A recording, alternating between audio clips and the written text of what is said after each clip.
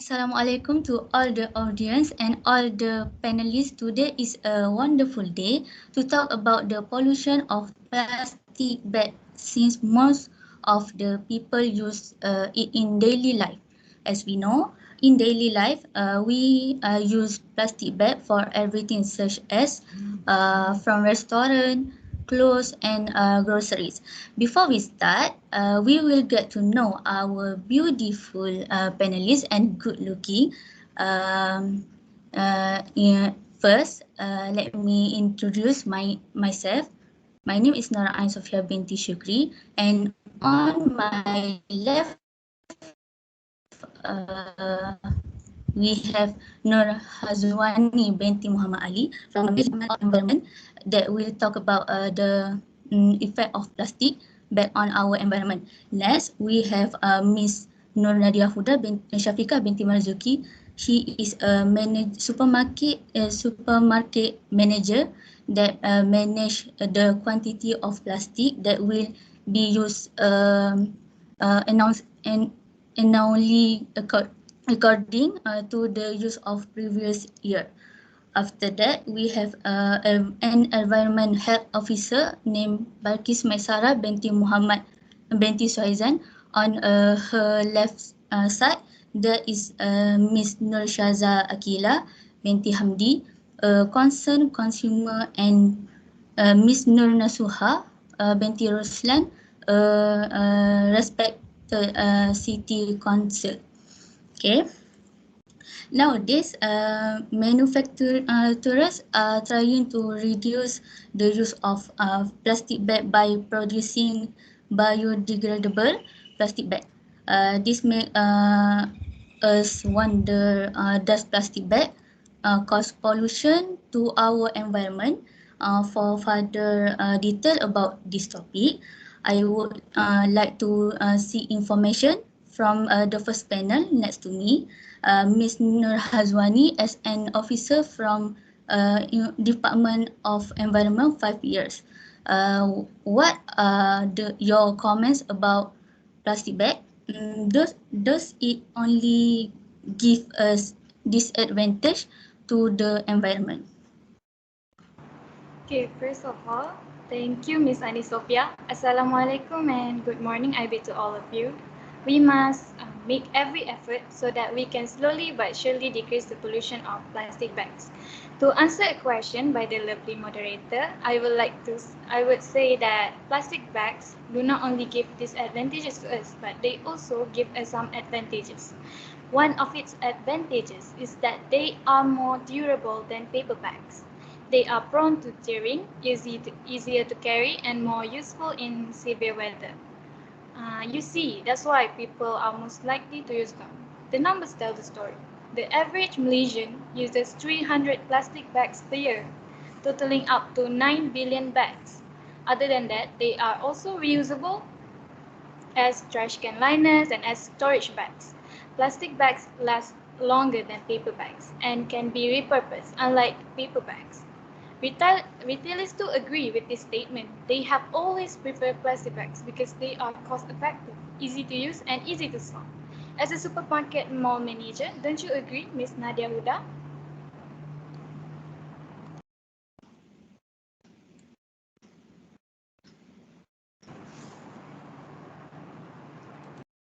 Yes, I strongly agree with the fact that you just stated. Plastic bags are available in number for less than 10. However, paper bags Ms. are Nadia Huda, we can hear you clearly.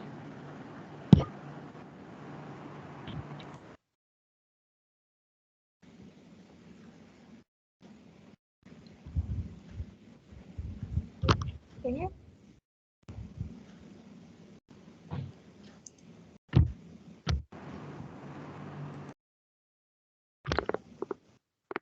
Can you test the mic?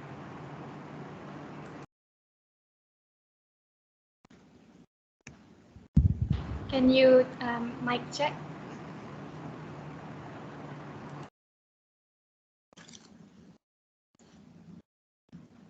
Can you hear me?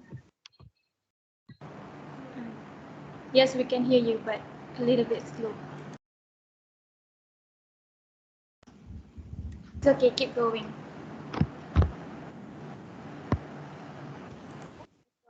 With the fact that you just stated, plastic bags are available in bulk for less than 1 cent. Paper bags are typically 5 cents or more per bag. Usable bags can be purchased for a few ringgit each. Plastic bags obviously take a greater impact on corporate profit margins. Not to mention, plastic bags are faster and easier to open and pack. For business, can help with efficiency. Plastic bags take up less space and weight less, so they are easier for employees. But I still support the less of use of plastic bags. It is that just like us can lose a lot of profit due to the model that we have to use to buy paper bags and biodegradable bags. Okay. What an interesting opinion given by both our panel. Now I want to ask Environmental Health Officer Ms. Balkis Maisara binti Shuhaizan, since we used to up to 300 plus plastic bag a year, what is the effect that plastic bag can have on us humans?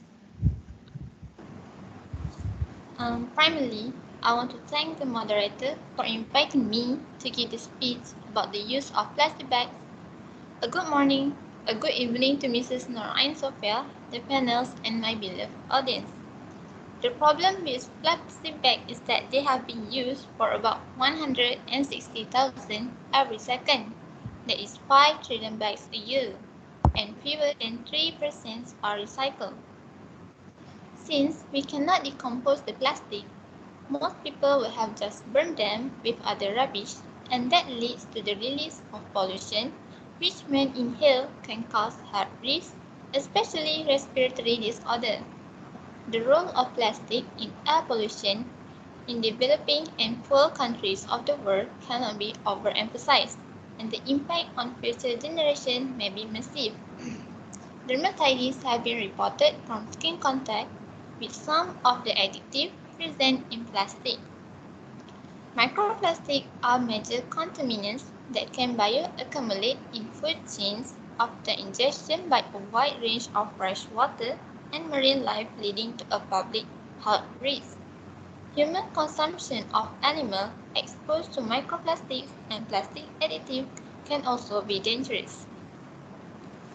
Okay, after listening to this concerning effect that we get from plastic, what can Ms. Nurshaza Akila as a consumer comment on this?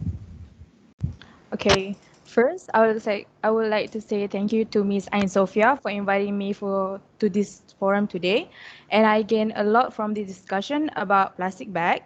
At first, I did not take a big consideration to use less plastic daily, but after I listened to the effect on it to us and to the future generation, my worries grow bigger since I am a mother myself, and I'm worried for my children's future if we did not take any action on this. Before this, I would not hesitate to ask plastic, even though I must pay for it, because it's easy that way. Like they are also useful when purchasing something cold that may sweat or something liquid or may leak. They are also frequently repurposed at home for lining tiny garbage, can or transporting recyclable to recycling bin. After this, I would like to help government to reduce my use of plastic in everyday life. Okay. Thank you for your insightful speech. Ms. Nasuha, as a city council, what can you do to prevent people from using plastic bag? Thank you to our moderator, Ms. Ain Sophia. I am really honored to be here today. Regarding the question, there are lots of ways we can prevent the crisis from happening, but we are unsure whether the people will participate. The best solution is to eliminate the items from use. plastic straws, plastic bags, and expanded polystyrene foam food containers quickly fall into the better to eliminate category worldwide. Next, require retailers' rubbish responsibility. A survey, showed that not a single company reported on their policies or practices to stop litter in their parking lots or in their urban area. The businesses should be held accountable for the plastic pollution they cause, and the government could take action on them by giving them fines. Social media is another efficient method of identifying litter hotspots in communities. Twitter and Instagram are regularly used by residents to lodge litter complaints. Monitoring of these sites by city officials is an effective way to find major sources of litter in communities.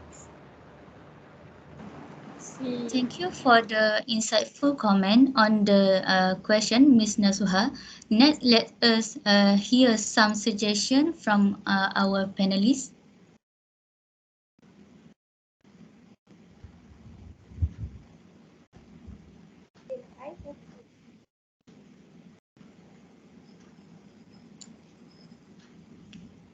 Miss Ain seems like Miss Nadia is want to Oh, give some suggestion. Yeah. okay, sure.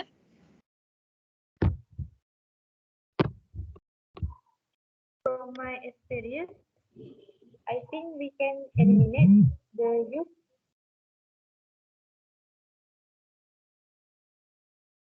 use of plastic bags, but it would take a long time since we still heavily use them on the daily basis.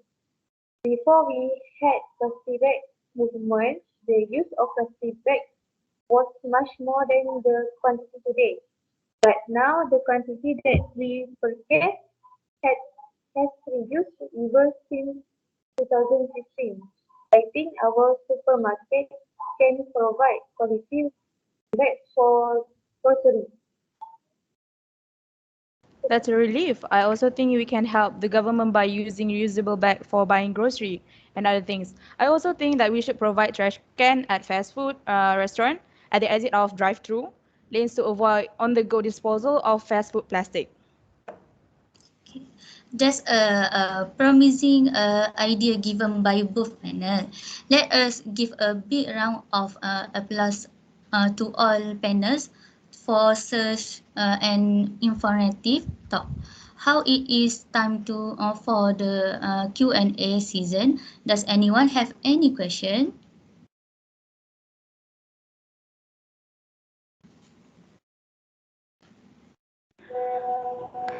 Hello? Yes. Yes. Can you Hear you. hear me? Yeah, yeah. Yes. Really. Yes. Uh, I have a question about this topic. Okay, go ahead. Yes. I want to ask, how long does a biodegradable bag take to degrade? I will answer this question. Thank you for the question. Uh, Biodegradable bag usually takes up to 3 years to degrade, which is quite long for biodegradable plastic bags. That is the answer.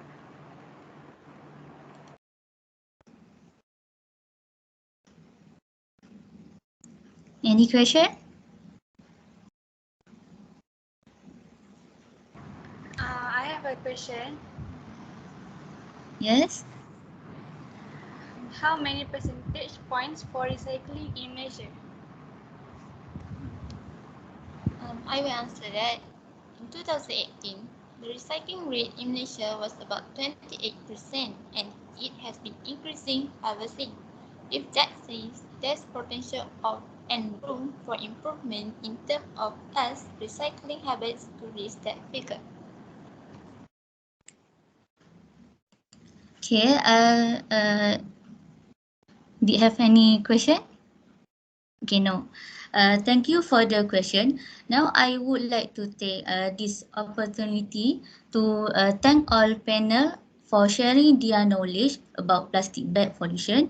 Today we have talked about the advantage of plastic bag, its effect on human, and how to prevent it from being disposed everywhere. We hope that all people are alert about the disadvantage of the plastic bag to the environment. Emphasize reducing the use of plastic bag and disposing of plastic bag properly. Thank you to the panelists for providing relevant information and suggestion to and everyone. And thank you to the audience for attending our forum. That's all from our group. Thank you very much. Thank you. Thank you. Thank you. Assalamualaikum and good evening everyone. I am Nurahani Aisha, your moderator for today. First of all, I would like to welcome all of you to this forum. Today, our main topic is student mental health problem during this pandemic. As we all know, nowadays, many students struggle with their mental health and suffer to control their mental health. So, I would like to introduce you to our panelists for today. First of all, I would like to introduce our first panel is Nur Aisha Nabila from UniKL RCMP as a student. Next, we have Ms. Nurul Anis Alia as a counselor from University Kebangsaan Malaysia. And next, we have Nur Arisa, who is a doctor from Hospital Kuala Lumpur. And lastly, our panel is Ayuni Maisara, who is psychologist from Psychology Medical Center Kuala Lumpur. Ladies and gentlemen, I would like to invite our first panel, Nur Aisha Nabila, to share her opinions.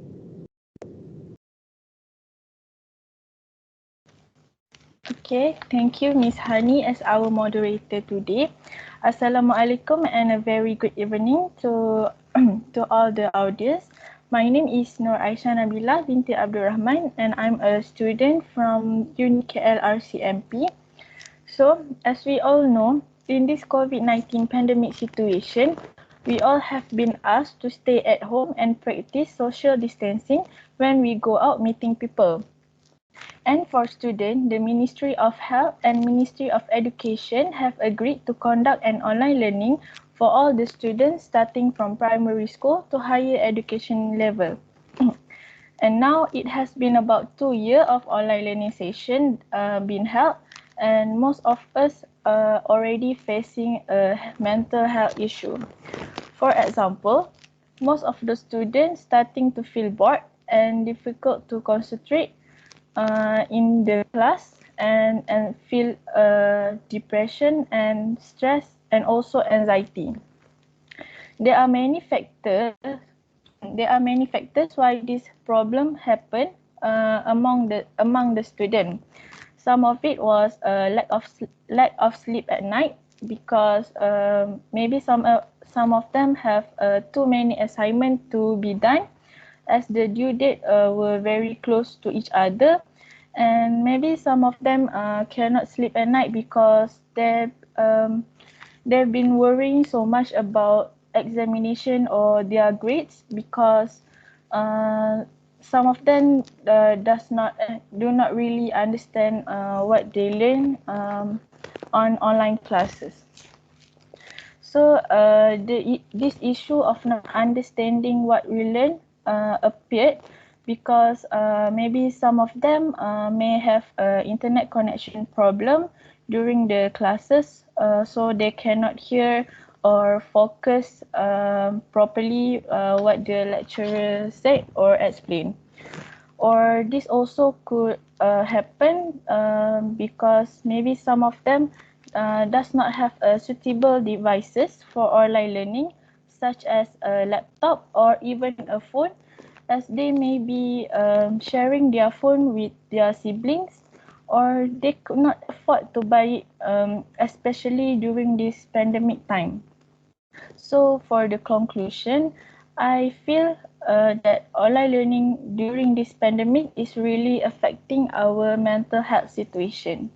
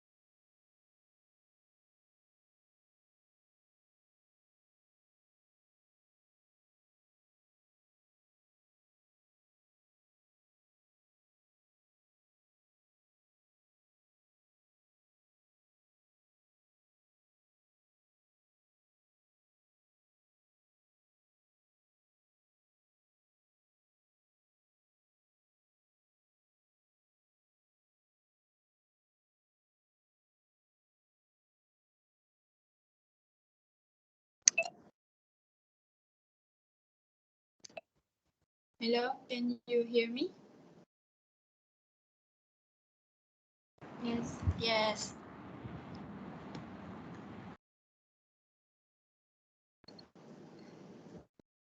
Thank you, Aisha, for sharing the opinions. Next, we have Nura Anis Alia to share her opinions. Bismillahirrahmanirrahim. First of all, I would like to thank to our moderator, Miss Hani. Okay, Assalamualaikum warahmatullahi wabarakatuh. My name is Nurul Anis Alia and I am a counselor from University Kebangsaan Malaysia.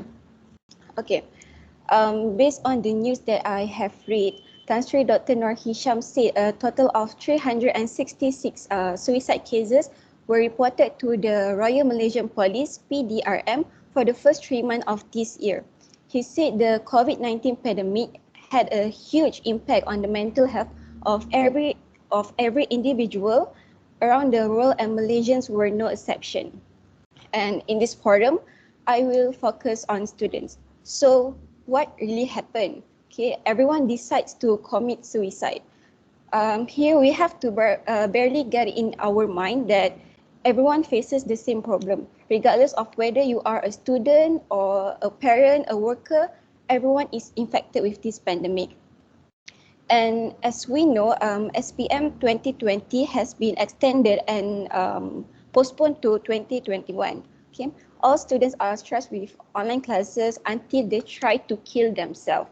And as we all know, the environment of learning at home is very different from at school because we have no friends around us and students are studying alone. Some of them are having internet problems and family problems and so on. Actually, students who suffer from stress, anxiety, or depression really need help from those around them. They cannot be alone. They always want to be people around them. Even the Prophet Adam asked God to have a companion, and that is Hawa. Um, it it doesn't matter who you are, we are all human. So if we are being a good friends to them, we will understand and we will help our friends. Therefore, we have to get along. And always be sensitive to the situation around us, and always support each other. That's all from me. Thank you.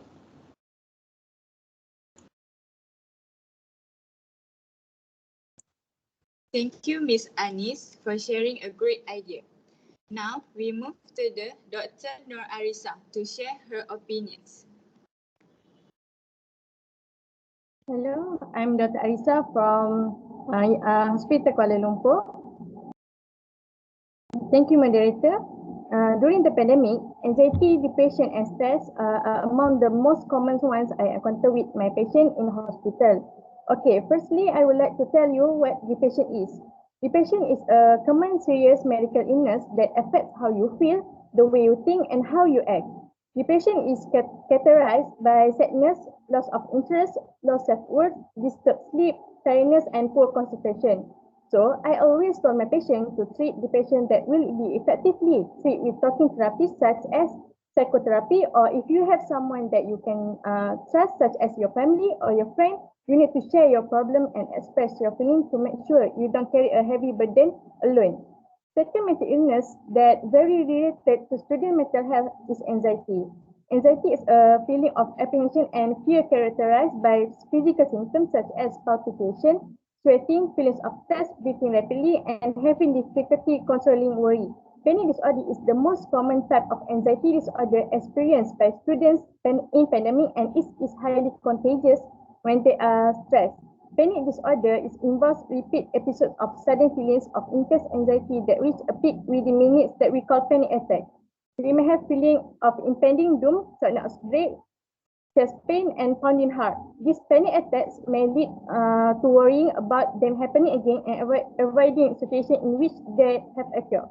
As a result, I would like to advise everyone to aware of your mental health. If you notice any symptoms are similar that what I mentioned earlier, please please see your doctor as soon as possible. Because remember, prevention is better than cure. Thank you.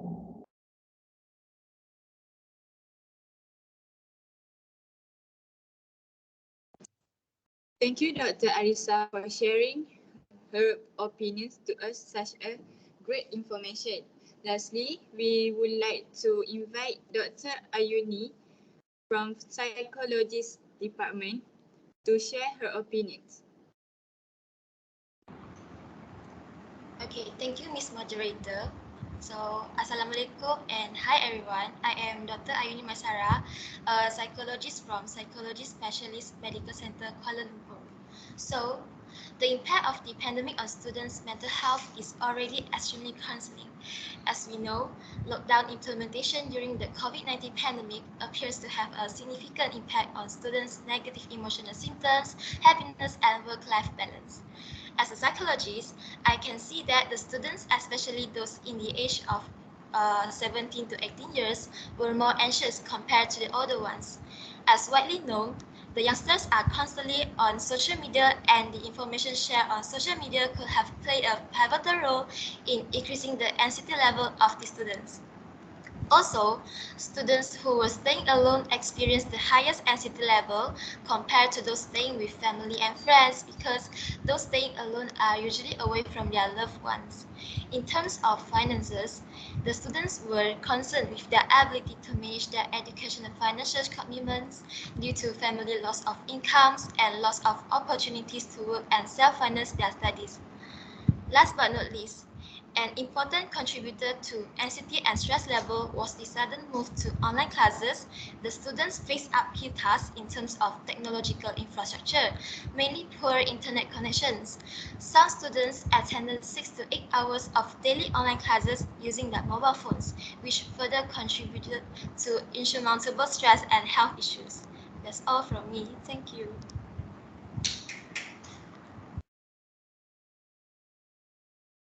Thank you, Dr. Ayuni, such an insightful speech.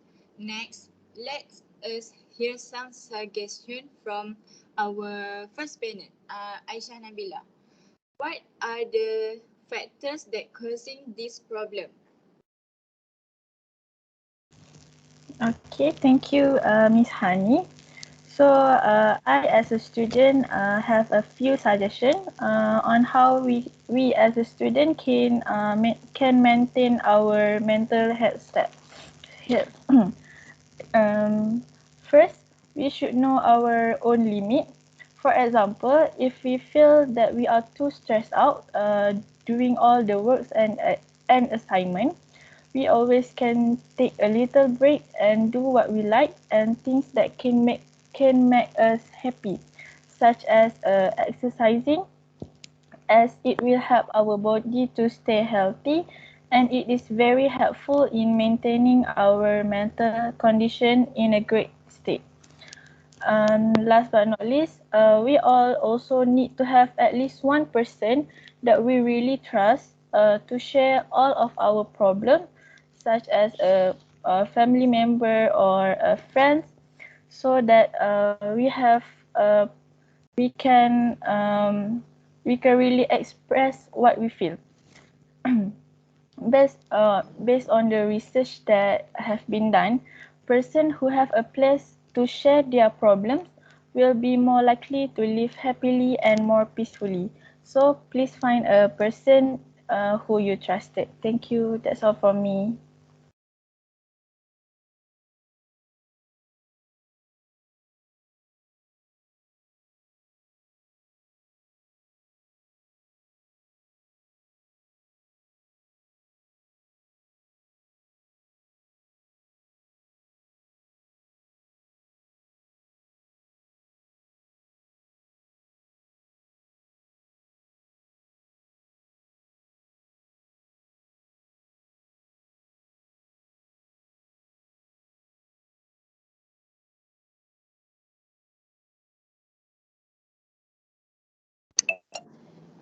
Thank you, Aisha, for giving us great suggestion. Next, I would like to ask a question to our counselor, Miss Anis. Can you give us some suggestion on how the students can cope their mental health? Alright. Thank you, Miss Hani, for the question. Okay, my suggestion, my advice is that if a student notice a negative effect on their self, such as extreme stress or volatile emotions, they should not hide and remain silent. Try to find someone like your family members or your friends to express and let go all of those burdens. But there will be some people who think that they can face this problem alone, and for me, that is totally not good because everyone needs friends, and there must be people in our circle. And next, if the student wants to get more in-depth help, go to a counseling session with your school or university counselor, because we as a counselor, we will help the students as best as we can. And at the same time, the counselor will record students' problem and will consider whether the student needs to see a psychologist or therapist for further treatment. Such matters need to be taken seriously and overcome as soon as possible so that the student can continue their study better. As a student, you need to make a wise decision and not continue to decide to commit suicide. And because mental illnesses such as anxiety and depression really need immediate treatment before they get worse. It is not good for the mental and physical of student. In fact, their studies will be more disrupted. So the student will also quickly give up if they allow themselves to be under a burden. So my conclusion is always take a good care of your mental and physical health. Thank you.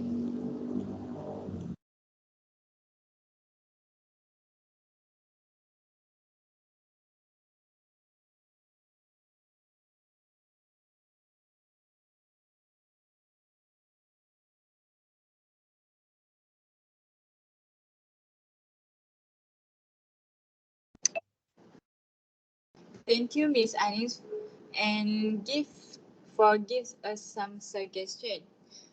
Now let's give a big round of applause to all the panelists for such an informative talk.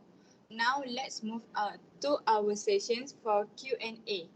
Does anyone have Does anyone have a question? Yes, I have a question. Yes. What is your name? My name is Afaf Hurin Ain.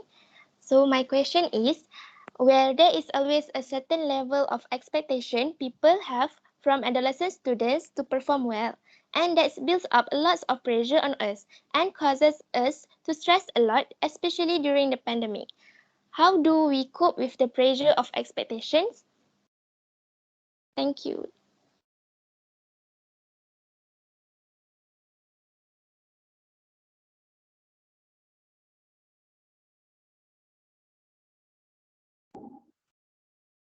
Okay, thank you for the question. Okay, as a doctor, I believe every teenager might resonate with this feeling, the pressure to fulfill expectations and the world telling you what you should be doing or who you should be. A key factor to manage that is understanding who it comes from and what the goal of his expectation is. For instance, expectation may come from various sources such as family, friends, current norms, or even your own. I would suggest taking a look at who and what really impacts your life and meeting those expectations something that adds value of your life. Is that pressure then worth it? Understanding the goal of an expectation is also important. For instance, some parents may put pressure on their children to pick up a certain career path, understanding that this expectation may stem from concern and the end goal for your life to good life. Figuring that out and addressing their concern is a great way to start conversation about finding common ground, redefining this expectation of finding novel ways meet them. Stay your journey is our undertake. Generally, I will suggest finding space and apps for yourself that adds resource to cope with this pressure, such as social sport, hobbies, and etc. Thank you.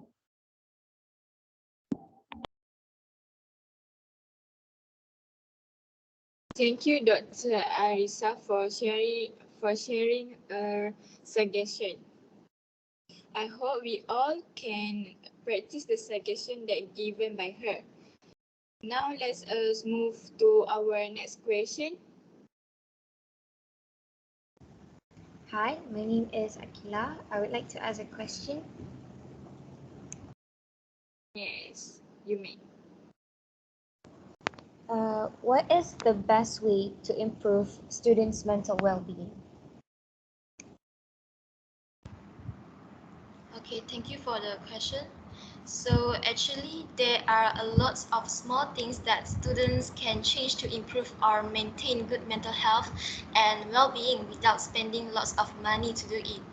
Okay, so first, students can eat a healthy diet to maintain healthy weight, because eating fresh fruit and vegetables daily helps provide the nutrients needed to nourish your mind and body.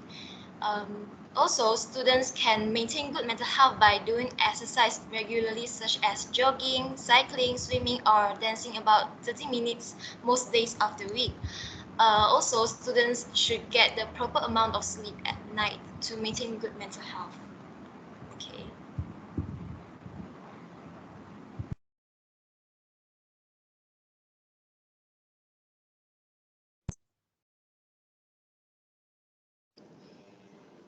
Thank you, Dr. Arisa and Dr. Ayuni, for answering all the questions. I would like to take this opportunity to thank all the panelists for sharing their ideas. As we all know, our mental health or student mental health very important in order to give a generation successful. Our panelists had shared their ideas today with all of audience.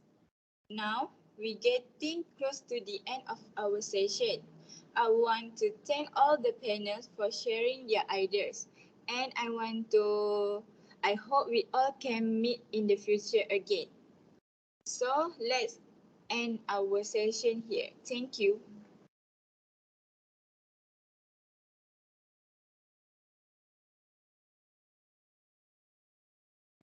Assalamualaikum for all audience and panelists. Thank you for allocating your time on our forum at UniKL RCMT. We are here to listen for a few opinions on the increasing crime rate among school children. Last year, our country, Malaysia, has recorded 1,285 crime cases among school children, and almost half of them are from narcotic activities or drug related. We are proud to be here today to share and gain knowledge on what is the factor that increase the crime rate among the school children. Before we begin our discussion, allow me to introduce the panelists. But first, let me introduce myself. My name is Muhammad Hazib Iman Shafi'i and I am today's forum moderator. And for our first panel, Mr. Hadif He is the principal of SMK Convent Ipoh. And for our second panel, Miss Iman, she is the counselor of SMK Convent Ipoh, and our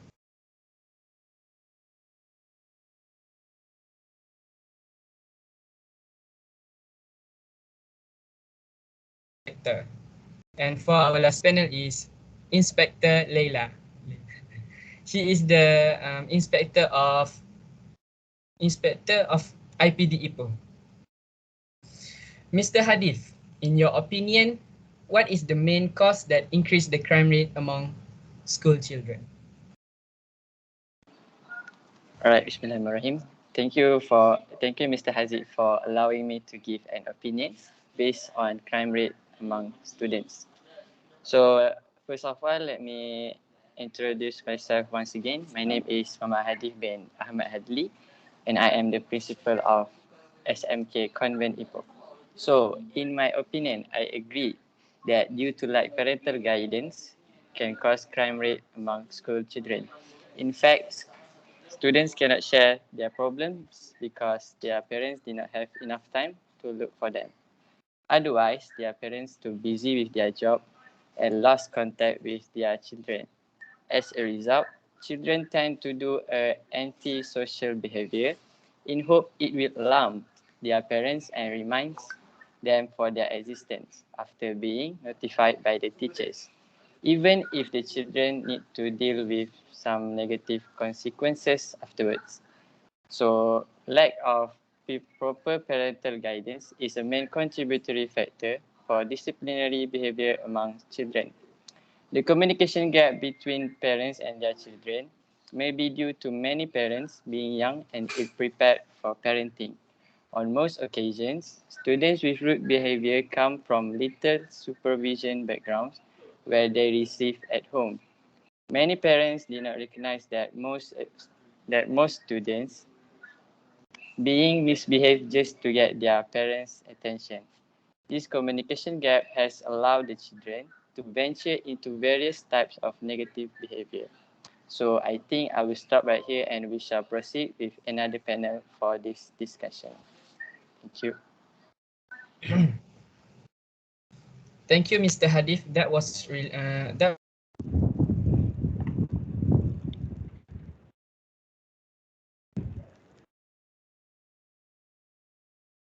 Do you think of any other factor that you think should be the most to raise the crime rate among them? Hey. Thank you, Mr. Moderator. So let me introduce myself again. I'm Miss Iman as the counselor of SMK Convent Ipoh. So today I will talk about the most increasing factor. So as a school counselor, I agreed that the most increased factors are due to a major cause of indiscipline among students. I feel that all schools must have sports environmental and other clubs to channel students' negative energy into positive and productive behavior. School, irrespective of their track record in discipline, should institute a mentoring program. This will not only ensure that they are disciplined students in school, also play a vital role in building their self-esteem. Okay, moreover, I propose that all class teachers should have clearly established rules governing students' behavior or penalties for the various kinds of mistake and rules must be rigidly enforced by all teachers. If I'm not mistaken, school counselor also advocate the mental health needs for all students by offering instruction that enhance their mental health. Appraisal and advertisement addressing academic, career and social or emotional development. I think that's all from me. You can proceed to another panel.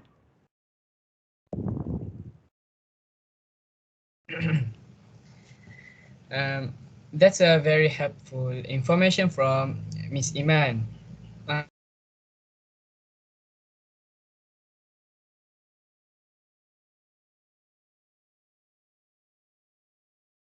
To allow Miss Ira to discuss about this.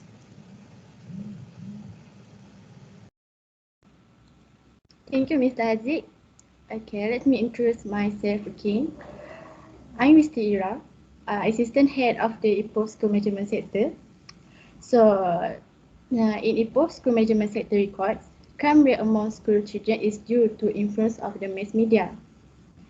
Mass media is affected their way of lifestyle, socialization, living patterns, and personality. This has not only affected us personally, but children as well.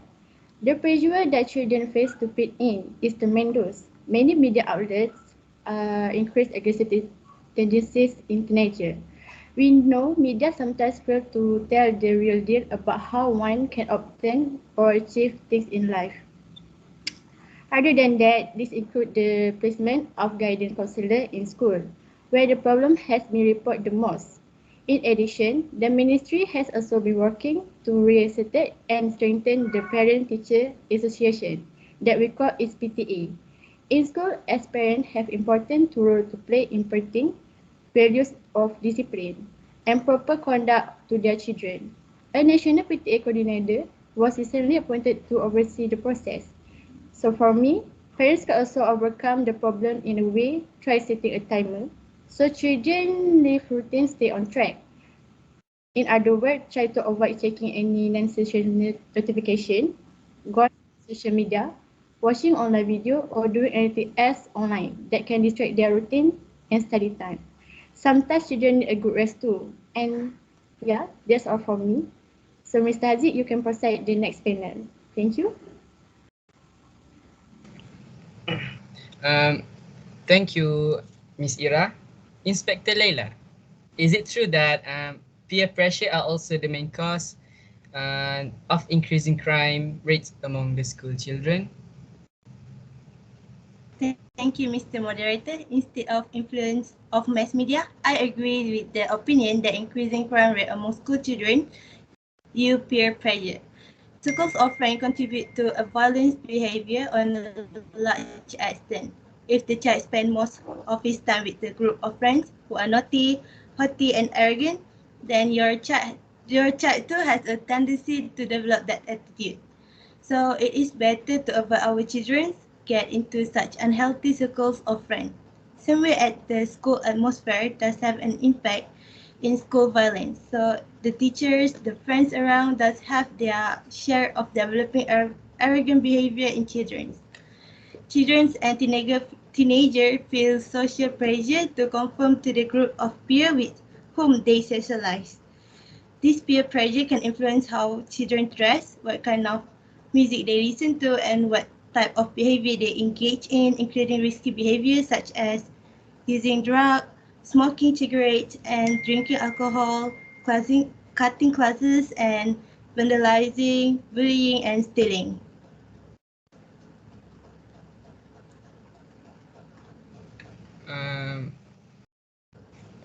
Inspector Leila, I want to ask you for your suggestion. What is the most popular crime among school children, and what is the action of the police against the crime? Okay. In my opinion, the most popular crime among school children is physical attack or fight without a weapon, where the number one crime in both middle school and high school, followed by theft and vandalism. In this era, most monitor their children when they, sorry, in this era, most students have their own gadget. Sometimes their parents not monitor their children when they using their gadget. By that, their children will easily influenced by purposely watching 18-rated movie that contain fighting scenes and other similar scenes. This will cause the children wants to experience that.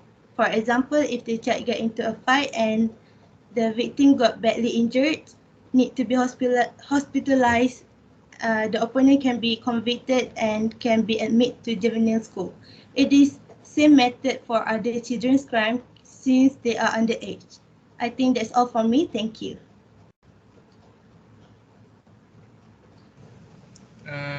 Okay. Thank you, Inspector Leila. Mr. Hadif, actually, I have a big curiosity about how can we prevent or overcome this problem from happening. Do you think it's possible, Mr. Hadif? Yes, I think it is possible because I think parents should communicate more with their children because this approach can be an effective measure to solve the problem. Parents also have to understand their children before addressing their problem because parents have to understand their children before addressing their problems. I believe that many parents seldom interact with their children on matters of relationships. Parents do not recognize the changes from childhood and try to find out the issues that might be affecting them. Parents cannot enlighten their children when they do not have the knowledge. They fail to connect with their children, and that is the reason they cannot solve the children's problems. If there is an ample time, parents should spend that time for their children as a sign of knowing their existence so that they know what problem that might happen to their children. Also, take children for vacation or something that can cheer them up. From this solution, children will not have enough time to do such as anti-behavior or any crime issue. So I think that is all for my suggestion.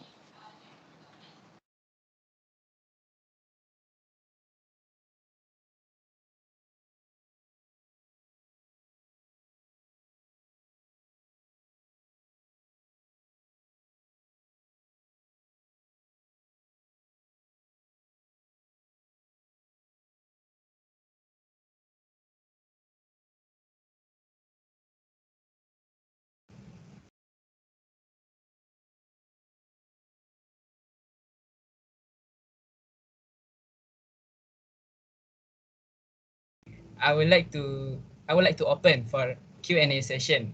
Before asking question, don't forget to mention your name. Okay. Any question? Hi, my name is Nur Hazwani. Can I ask a, can, can I ask the question? Okay, go ahead. Uh, do you think guidance counselor school will help in school discipline?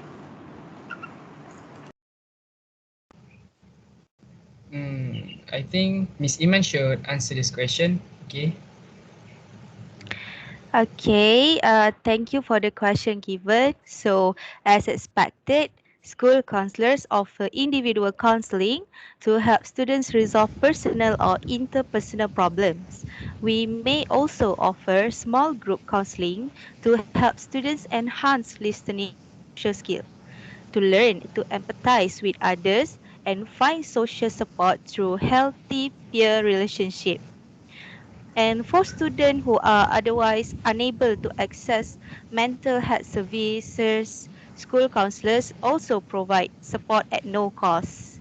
So school counselors also provide support to school staff by assisting with classroom management techniques and the development of programs to improve mental health or school safety. Where necessary, counselors may also intervene in a disrupted learning environment. I think this answer should be enough and also will help the students uh, not doing more crimes. So thank you. That's all from me. Thank you. And any more question? Hi, my name Hi. is Novatia Husna. I would like to ask, in your opinion, which gender is more vulnerable to child crime cases that have been recorded from the school management sector? Okay, thank you.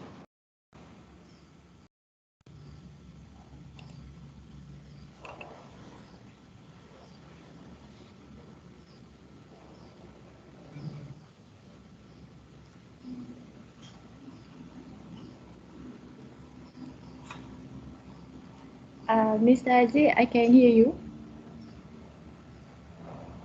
Um, I think you should answer this question. That I said just now. So thank you for the question, Ms. Now. According to the Justice Statistic in Malaysia, girls experience higher victimization rates than boys for violent crime except rape or other sexual assault. In 2017, property crimes consist of 85% of the index crime in Malaysia. So the school management sector concludes and record that the girls are more vulnerable to criminal cases. So that's the answer for me. Thank you. Okay. That's ladies and gentlemen, we are at the end of this forum. I would like to say thanks again to our panelists for informative and interesting talk and audience for active participation. Hopefully, the presentation will be beneficial for everybody. Thank you for your attention and Assalamualaikum warahmatullahi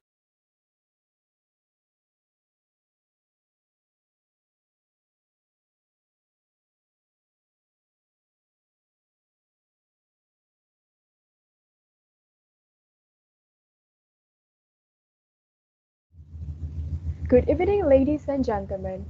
Welcome to today's evening forum. First of all, I would like to thank all of our audience for attending the forum. Therefore, let's start with a discussion on should sex education start at an early age.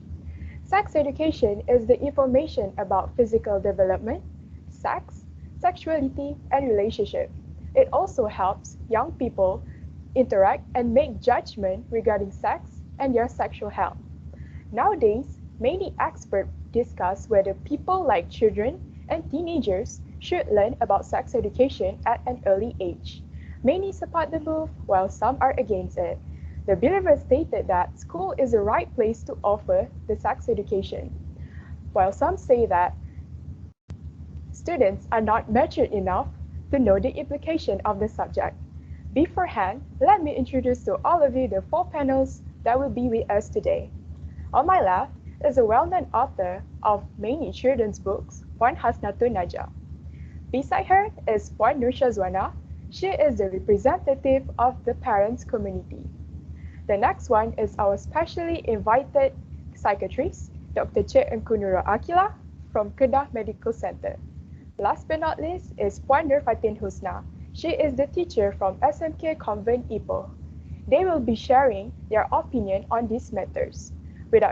Without wasting time, Puan Hasnatun Najah, in your opinion, should sex education start at an early age? Okay, thank you to Ms. Moderator, Ms. Inshira. First of all, my name is Hassanatun Najah binti Samsudin.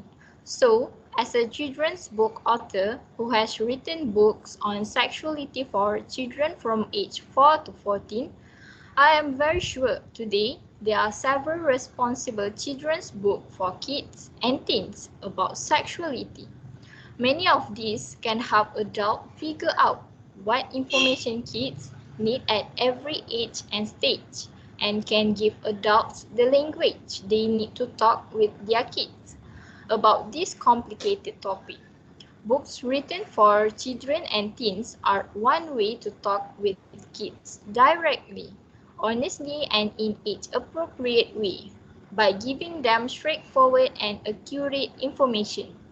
Children and teens can make responsible choices about sexual health only when they have a solid understanding of their bodies and sexuality. Isn't this what we all want for kids and teens nowadays? For them to be able to make responsible choices? Talking to our kids and providing them with responsible books and websites are tools we can use to help them to stay healthy throughout childhood and adolescence. Most often, parents are their first children's sex education teachers. When kids grow up in communities that support sex education, chances that many kids and teens will be able to make healthy decisions about their bodies and sexual health and grow out to be healthy adults. That's all my opinion for this topic. Thank you. Thank you, Puan Hasnatunaja. That was an excellent view. How about you, Puan Shazwana? What is the parents' opinion for young people to learn about sex education? Thank you, Miss Moderator. Assalamualaikum warahmatullahi wabarakatuh and hi. Let me introduce myself again. My name is Nur Shazwana and I am a representative of parents community at Sekolah Menengah Kebangsaan Sungai Kerangan. So actually, social education should start at home. We as parents and guardians should be a primary educator of sex education for our children. From the beginning of children's life, they learn how to affection, show love, and how to respond in different type of relationship. Children even learn about their sexuality and when their parents talk to them, play with them, or teach them their body parts.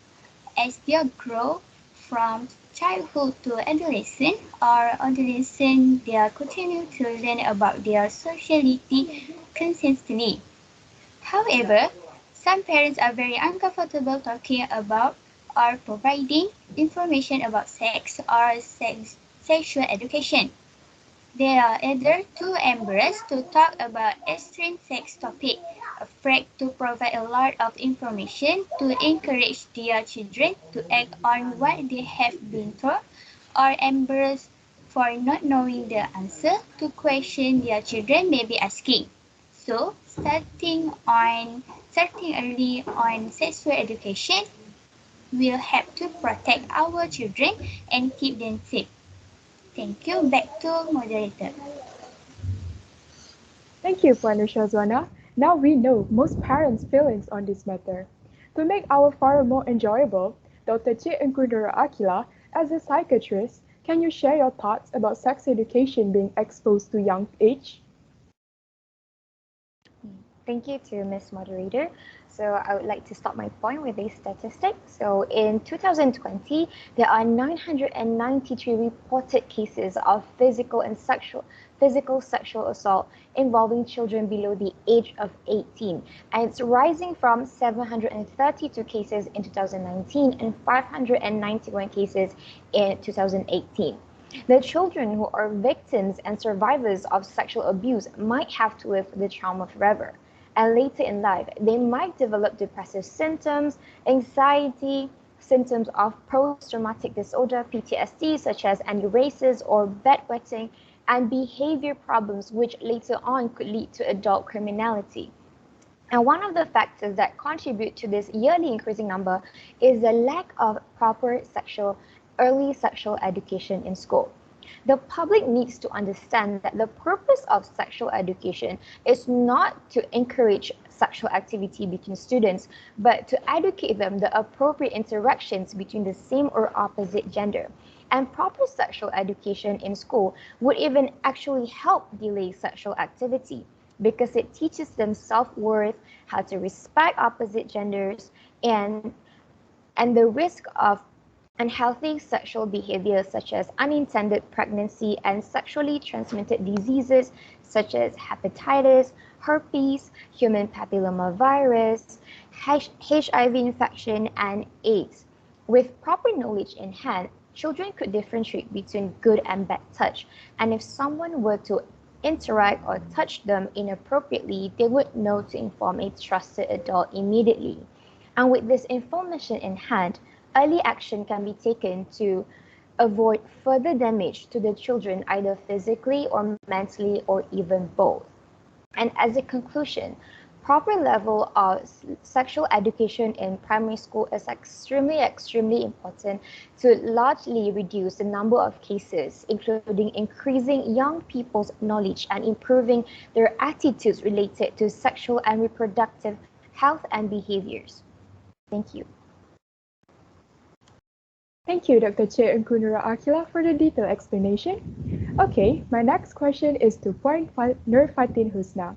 As a teacher, What is your point of view when youngsters should learn about sex education? Okay, thank you, Miss Moderator. As a teacher, when hearing news about a teacher making rape jokes in the class, it is making me feel desolated, and I think to make Malaysian children becoming more open-minded in the future, we should start teaching them about sex education. I once read an article talking about this topic in a forum. The Sex Education Forum recommends teaching children about relationships and sex from an early age. The arrival of a new baby or the care of a pet will prompt children's question, giving parents a chance to introduce simple ideas like male and female and how to care for other living things.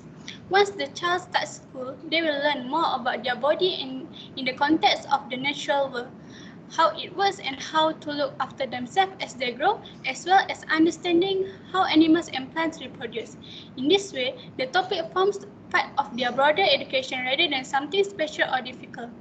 Sex and Relationship Education (SRE) is not compulsory in primary schools.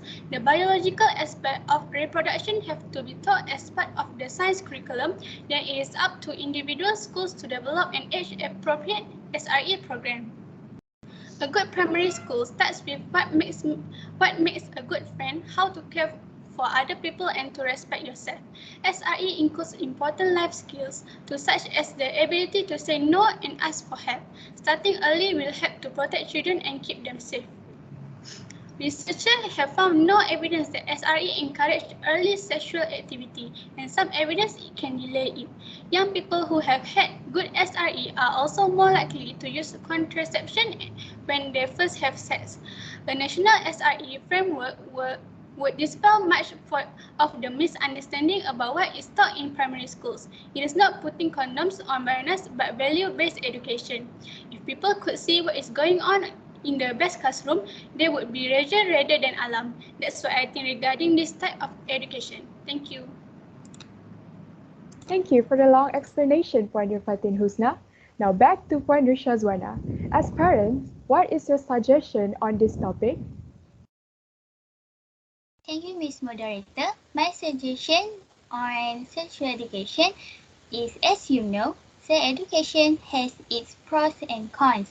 It is very important for our children to be able to decide between good and bad things to themselves. Actually, parents do not need to have a formal talk with their children about sex. But children do observe things. Therefore, it is already the responsibility of parents to teach and show the right way about it. As parents, we know our own children, so we need to talk with them when the time is right. As they grow older, we could add details to the information.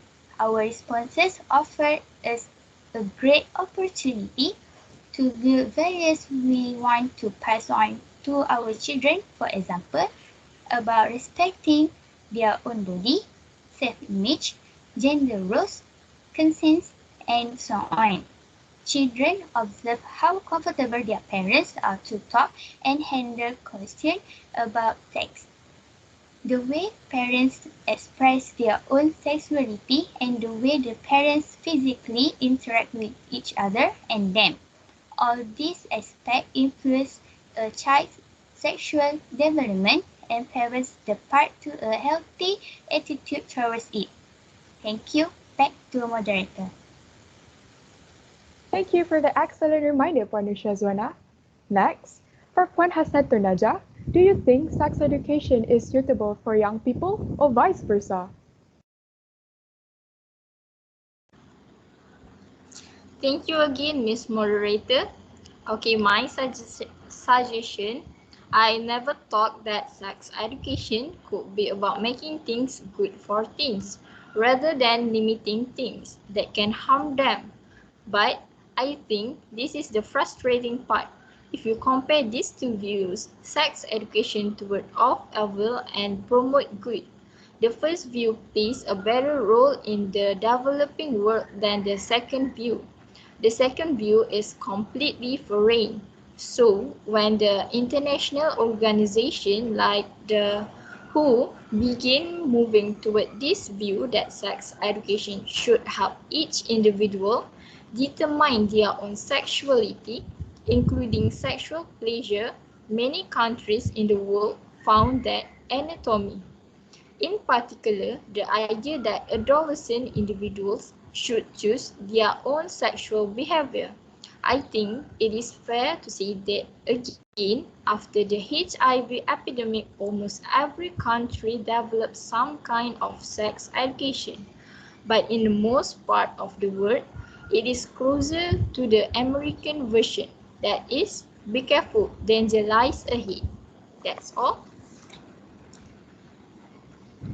Thank you for your advice, Puan Hasnatun Najah. I'm sure that is very useful for all of us.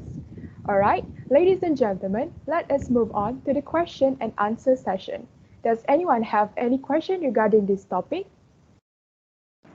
Yes, me. Can I answer the question? You may ask.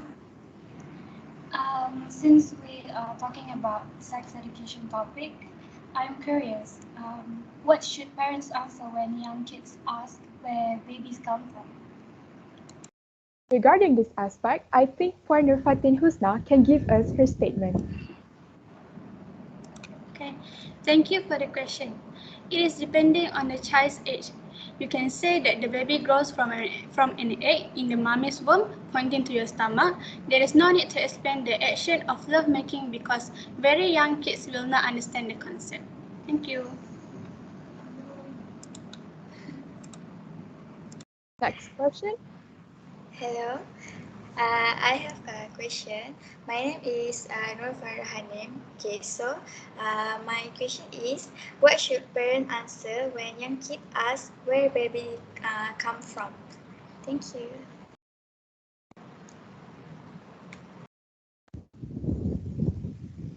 Regarding this aspect, I think Puan Nurfatin Husna can give us her statement.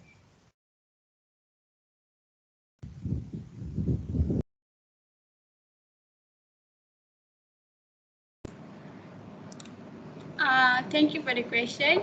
It is depending on the child's age. You can say that the baby grows from an egg in the mommy's womb, pointing to your stomach. There is no need to explain the action of lovemaking because very young kids will not understand the concept.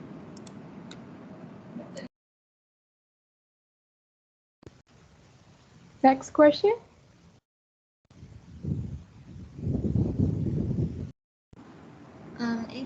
Excuse me, my name is Fatima Sarah and I have a question. Go ahead. As a parent of three little children with the alarming rate of child sexual assault cases, I am really concerned about the well-being of my children. And since they are still little, it's hard for me to figure out what's going on inside their head.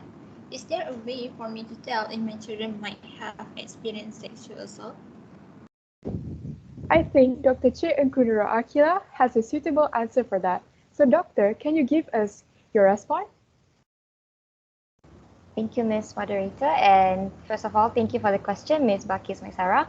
And to answer your question, for young children, since they might struggle to understand or talk about what they are going through, there are physical, behavioral, and emotional signs that parents can look out for in their children. And as for physical signs, parents might notice there is signs of trauma on the genital area, such as unexplainable bleeding, bruising, or you might find blood stains on their clothes, their bed sheets, or their underwear. And as for behavioral signs, your children might talk excessively or suddenly have too much knowledge on sexual topics, and they might be a certain individuals that your children is not comfortable with or hate to be left alone with. And let's say your children might refuse to remove their clothing if you were to change their clothes or trying to give them a bath. And lastly, as for emotional signs, you might notice that your children have having a sudden change in their eating habits. Either they are suddenly eating too much or eating too little. And your children might also experience a change in their mood or personality, such as a sudden increase in aggression. And you also might notice that a significant decrease in your children's, in their interest in school activities and also friends. I hope that answers your question. Thank you. That's all for question and answer session. Now we know children and adolescents need the correct information from suitable sources about sex and sexual relationship for their future. To avoid danger, they need to understand the concept of sex altogether. That's why education is the most powerful weapon or tool that we can use to improve our quality of life, both economically and sociologically. We must know the point of the implementation of sex education in schools. Hence, the younger generation, like students, will prepare to face every obstacle in the future to create a healthy nation. Ladies and gentlemen, we are at the end of this forum. Thank you to all of our panels for the excellent speech and our audience for lending us your ears. I hope younger generation are grown enough and doesn't feel flustered whenever this topic is discussed because it is considered general information. Till then, Assalamualaikum and thank you.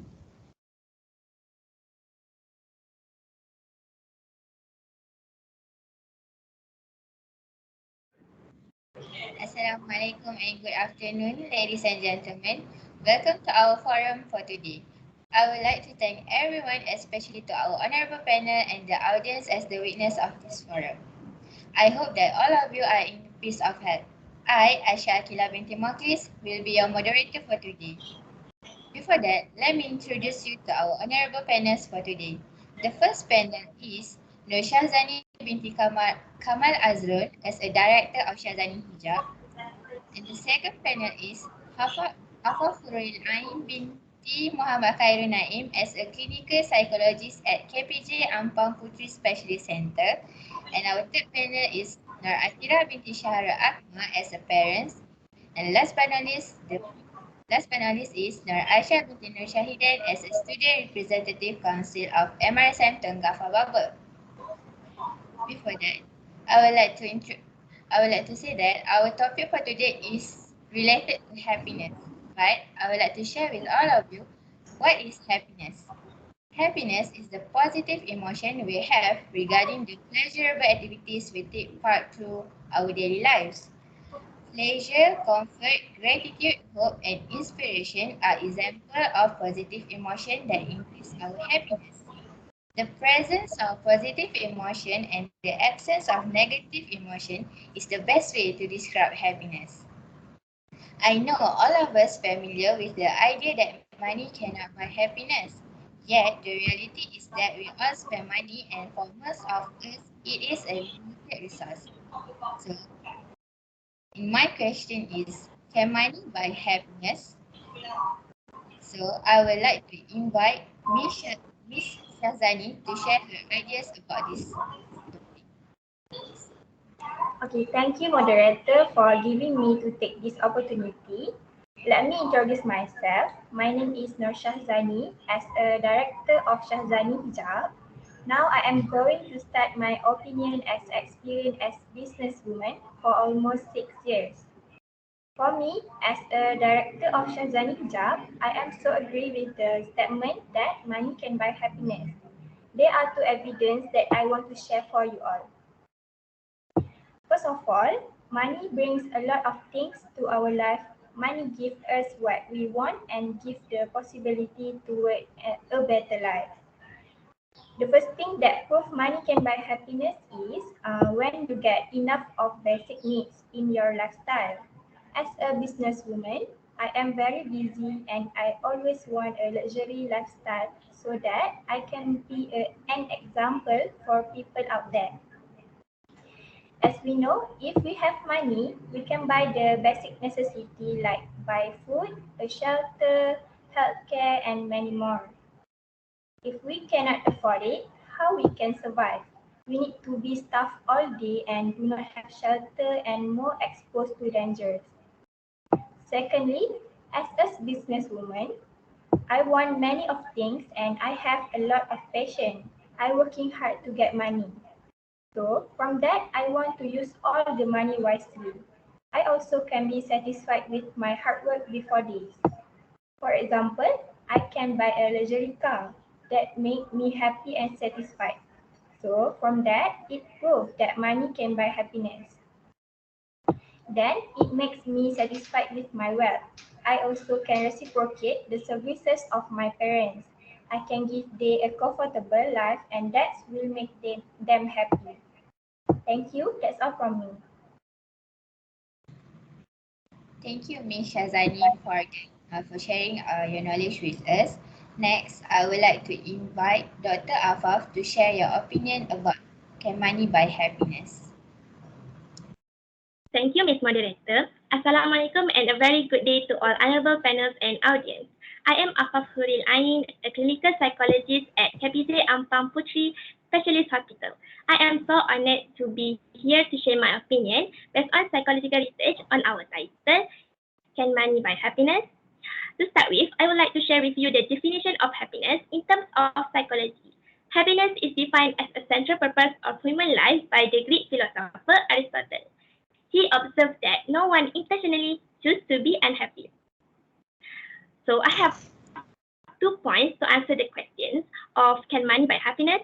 First, from a study by 2 Nobel laureates, Daniel Kahneman and Angus Deaton 2010, which found that emotionally well-being rises with income.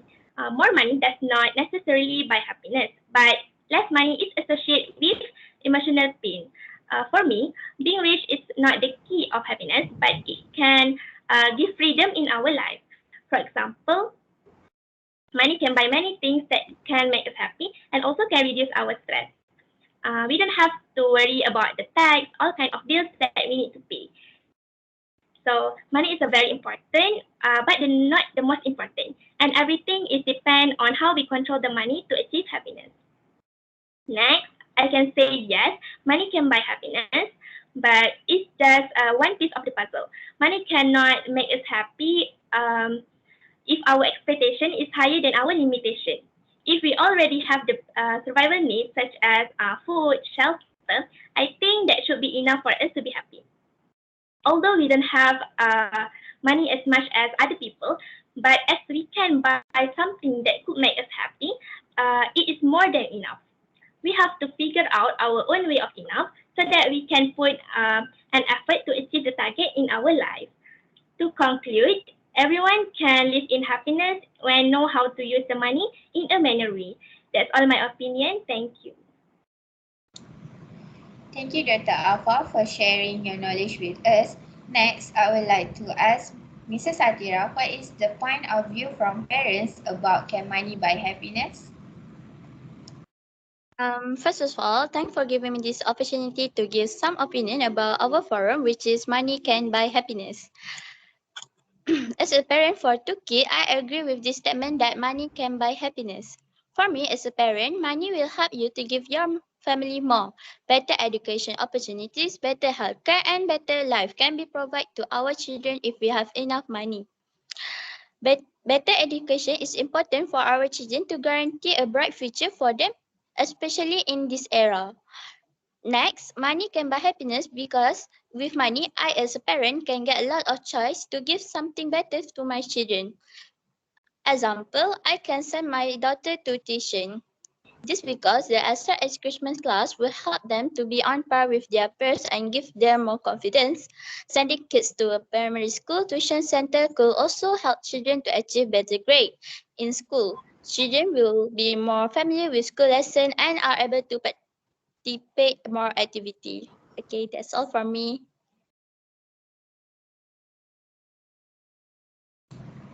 Thank you, Mrs. Atira. Next, I would like to ask Aisha as a student representative from MRSM Tengah Fawaba to share your opinion about can money buy happiness. Thank you to Ms. Moderator. Can money buy happiness? Personally, as a student, I do believe that money is indeed able to buy happiness. In this point of time, we face real concern on a daily basis as this is the most acute growth stage of our life. During this time, we are exposed to some overwhelming external and internal struggles. Many of these problems can actually be resolved with money. First of all, when we are in a state of stress during our work and school pressures, we will start looking for a good food or a desire to buy something that can give us happiness to relieve our stress. For an instance, we will go hang out with our friends, buy a new outfit, shoes, and so on. Other than that, It has become common for young people, especially we as a student, to have our own gadgets. Surprisingly, some of us spend their money to buy a smartphone like an iPhone or other brands to just follow the trends nowadays. Maybe in the other eye, it may look like just wasting of money, but it actually gives a teen life a pleasure and happiness. In the nutshell, things that bring you happiness can be said to have intrinsic value. This means they're valuable to you but don't necessarily represent a standard value for happiness to others. For example, you may find pleasure in the smell of lavender, but someone else may find it less appealing. Each of you assign a different intrinsic value to the scent of lavender. You can literally buy happiness at a store, but when money is used in a certain ways, such as purchasing things that bring you happiness, you can use it to add intrinsic value to your life. So if the smell of lavender brings you joy, you could use money to buy it in various forms and keep it around your home. That in turn may increase your happiness. In this example, you're using money to indirectly bring you happiness. That's all from me. Thank you. Thank you, Aisha, for a long speech. With this opportunity, I would like to ask the panel about this statement. Of course, when we tend to buy something that we like and it is quite expensive, we will start making our saving. Can you share some tips or advice to save money with effective ways? Okay, I would like to take this opportunity to share some tips or advice to save money with effective ways. For me, we can save money depends on how you can handle it. Firstly, you can keep track of your spending. For example, you have to check your account statement, like summarize all the account transaction over the statement period. Then you also can categorize your expense. For example, you can change from month to month the variable expense such as utilities. You also can use a budgeting or expense tracking app to budget your uses such as a spending tracker. There are a lot of expense tracking apps on Play Store. You can get it for free. Secondly, you have to separate wants from needs. By creating a budget that's split between your needs and wants, you are giving yourself the opportunity to see all your expense and evaluate what you actually need versus what you really want. Avoid using the money for fun. Lastly, you have to save regularly. It means that don't spend all your money and put some in the bank regularly. Be careful about spending a significant amount of money on periodic purchases like gifts and vacation. That's all from me. How about you, Miss Atira? Okay, as a parent, my tip is make a family budget together. Saving money doesn't just mean you end up with more in your checking account and saving account. It also gives you a chance to teach your children valuable personal finance lessons. One way to help your kid develop financial literacy is know how is to make budgeting a family affair. Every month or so, sit down as a family and talk about your expense, income, and saving. You can also talk about debit and credit card used at the meeting. More important, use the meeting as a time to make a budget for your family spending. For example, you can show your kids what is the family bank account and talk about the expenses coming up for the month. You can also work with your kids to help them make a personal budget and set saving goals. Okay, that's all from me. Thank you, Miss Atira and Miss Shazani. Next, we will move on to the question and answer session. Before that, I would like to recommend to the audience that wanted to ask question, you can unmute your mic and then you must introduce yourself and then you may ask the question. Does anyone have any question?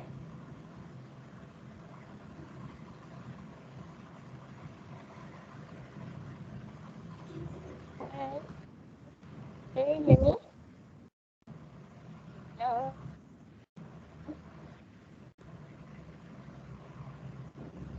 Hello. Yes. Can you introduce yourself? Can you, my name is Arita. and I have a question to ask. There are a lot of people who are still not gain the happiness in their life as they don't understand the concept of happiness and they just stress out about the negative sides only. So, what is your suggestion on how to grow the real happiness in our life? Thank you. Okay, I will answer the question. Thank you for the question. There are many ways to build the real happiness in our life. First, we must start by being happy, where we try our best to give happiness to others. Inshallah, we will also feel happy. Um, there are many things that we can do. For example, we can make our family happy by spending time with them, so that we can interact more with our family and can create as sweet as honey moments to be memorized. Second, we can gain happiness by helping others. By Sarah Gervais, who as associate professor in psychology, she states that consider our money on others can maximize our happiness. So Aristotle has described this happiness in level 3, which is contributive. From this, what I can conclude is our own happiness also depends on the happiness of others. Last but not least, the most important one is we have to stop comparing ourselves to others. According to Prof. Dr. Muhaya, in her book entitled Bahagia dan Membahagikan, she states that humans should be focused on being grateful towards every blessing that has been granted to us by Allah. So just focus and enjoy every moment that happens in our life. Sometimes when we too much comparing the happiness of others can make us feel ungrateful of the blessing that God has prepared for us. For example, we will always have surrounding of friends who are richer or more successful in their life. So my advice are do not insecure, just proud, love yourself and be the best version of you. That's all my answer for the question. Thank you. Thank you, Dr. Afaf and Arisa for the question. Does anyone else have question? Hi, my name is Nur Hazwani, and I want to ask a question. Why children can be happy even though they don't struggle to make money?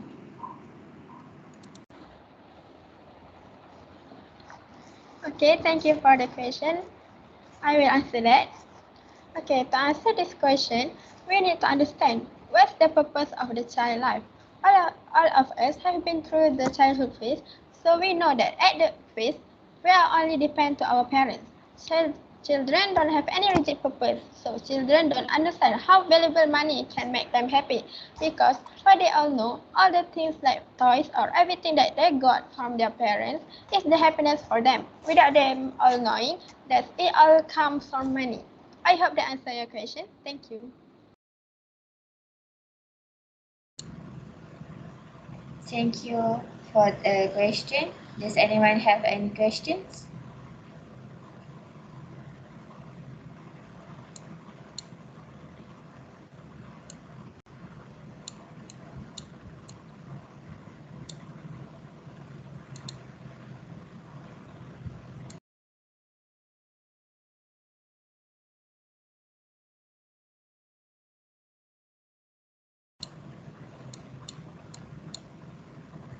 Okay, based on the topic that we discussed today, which is can money buy happiness, I would like to conclude that it is true money can buy happiness. Why? Because with the money, we can use it to help others people in need. We can get a better education, and we can use and we can use the money wisely to buy the things that we have been dream of and things that we like. So that I would like to take this opportunity to thank all the panelists to be here today, even though they have a packed schedule. And thank you for the audience for lending your ears with us. I hope that all of us will gain a new knowledge for during this forum. So that's all from us. Thank you.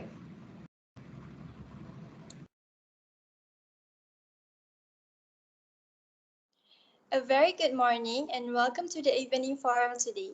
First of all, I would like to thank all of the audience for attending the forum today. I am Nur Amna Nafisa, will be the host of this wonderful forum.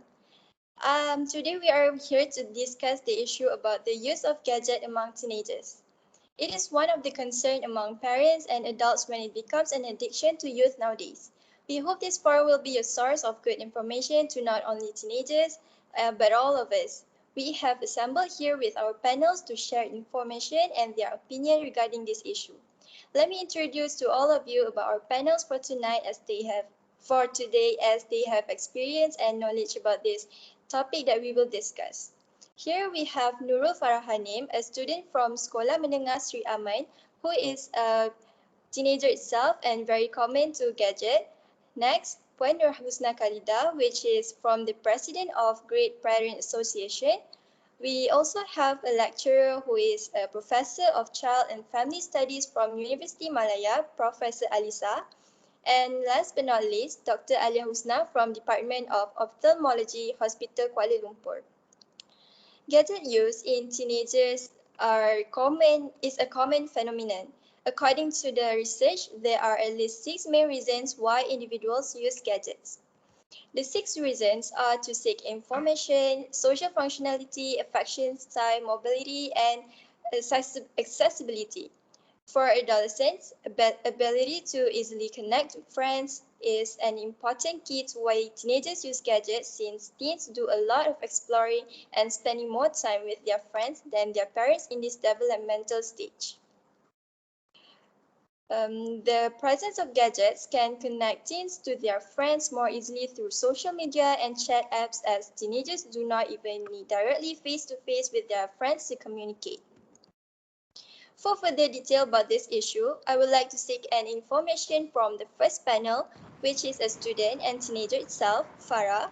So Farah, as you are experiencing this, where the era of every teenagers have gadgets and even kids at such a young age would have a tablets or iPads. What do you think about the use of gadgets and how it influences you and other teenagers to a positive impact in your life? Okay. As a student, digital tools are very important for modern students today. They save us from carrying dozens of books into our backpack and make life easier.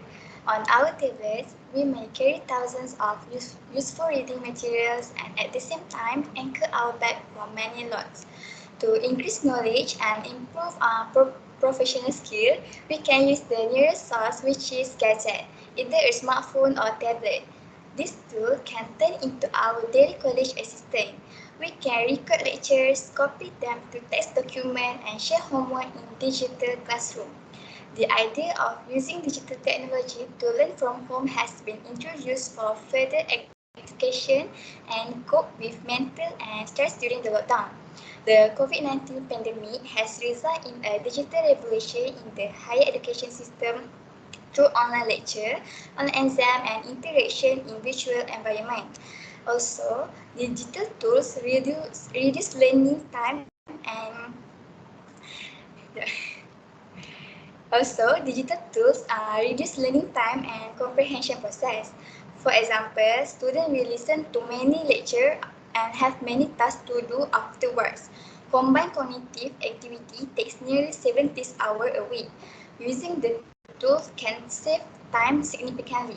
When we use an app like OneNote, it can basically save time to enter text manually. Programs like OneNote will also help us take pictures of notebook page and convert them into pictures or text easily. For the conclusion, I think the gadgets are so important for my life as a student. Thank you, Farah, for your opinion.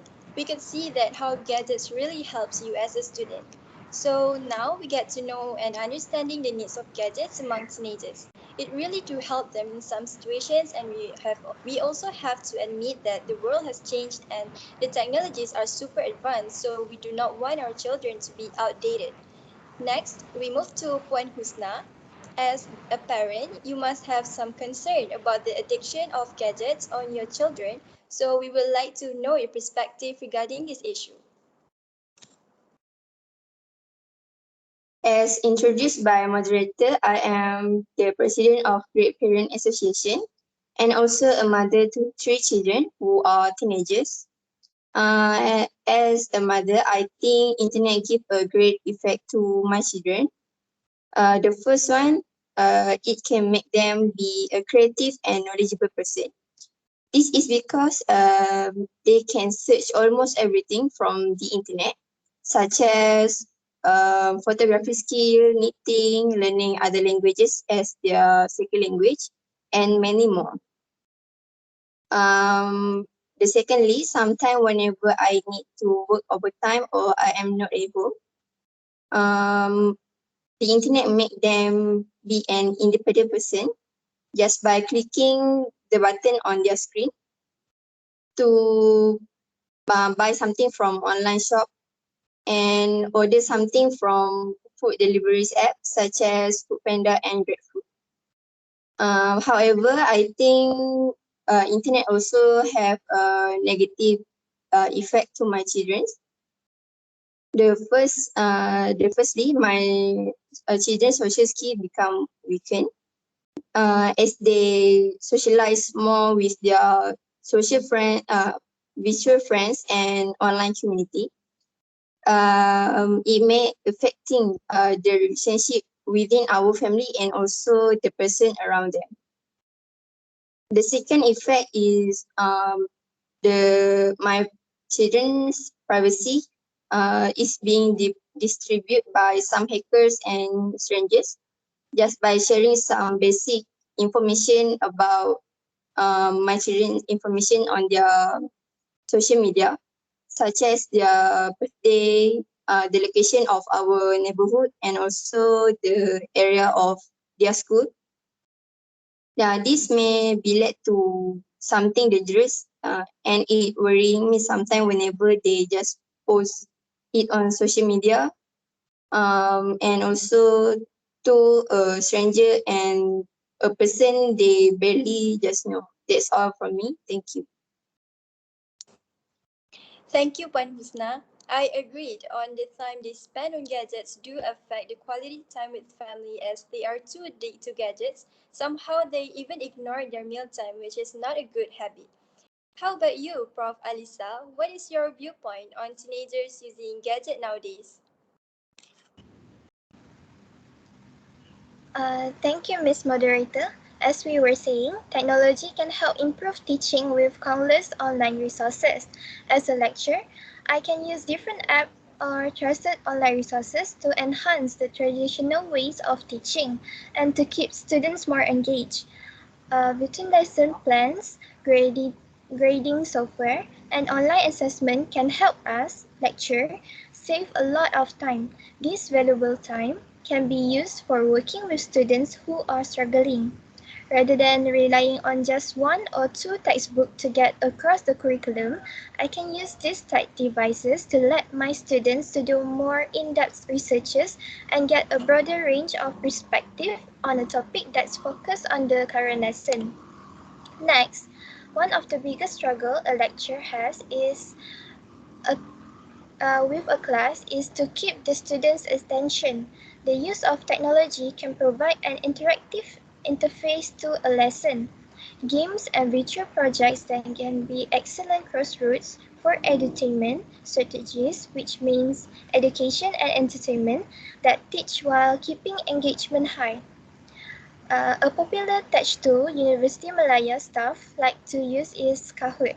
Lastly, with the help of gadgets, I may look for the necessary information to share uh, with my students. All I need is my smartphone or tablet and connection to the internet. Gadgets are helpful tools to get in touch with colleagues or students within a moment. This way, my students can easily access information to inform and educate themselves. If young person understand what it means to be a good digital citizen, we may have every reason to trust them with managing their own internet use, just as you trust them to act responsibly when they are at school and out with friends. Thank you. We have listened the perspective of a student, parents, and lecturer about this issue. Now I would like to hear from an ophthalmology regarding their health on spending much time on gadgets. Dr. Alia, may you share with all the audience of your viewpoint on this? Okay, thank you to the moderator. As we know, the use of gadgets among teenagers can give both positive and negative effects, but today I don't want to talk about the positive effects of using gadgets because I am more interested in emphasizing on the negative effects. So the most common side effects from using gadget is it can lead to digital eye strain. What actually can cause digital eye strain is when we stare too closely at the screens. No matter what device we use, it can be smartphones, it can be tablet or laptop, and etc. in a long period of time. This is because these devices emitted high energy visible light, or we call it HEV, in the form of blue rays. So if we frequently exposed to the blue rays, particularly at night, it could lead vision to deteriorate over time.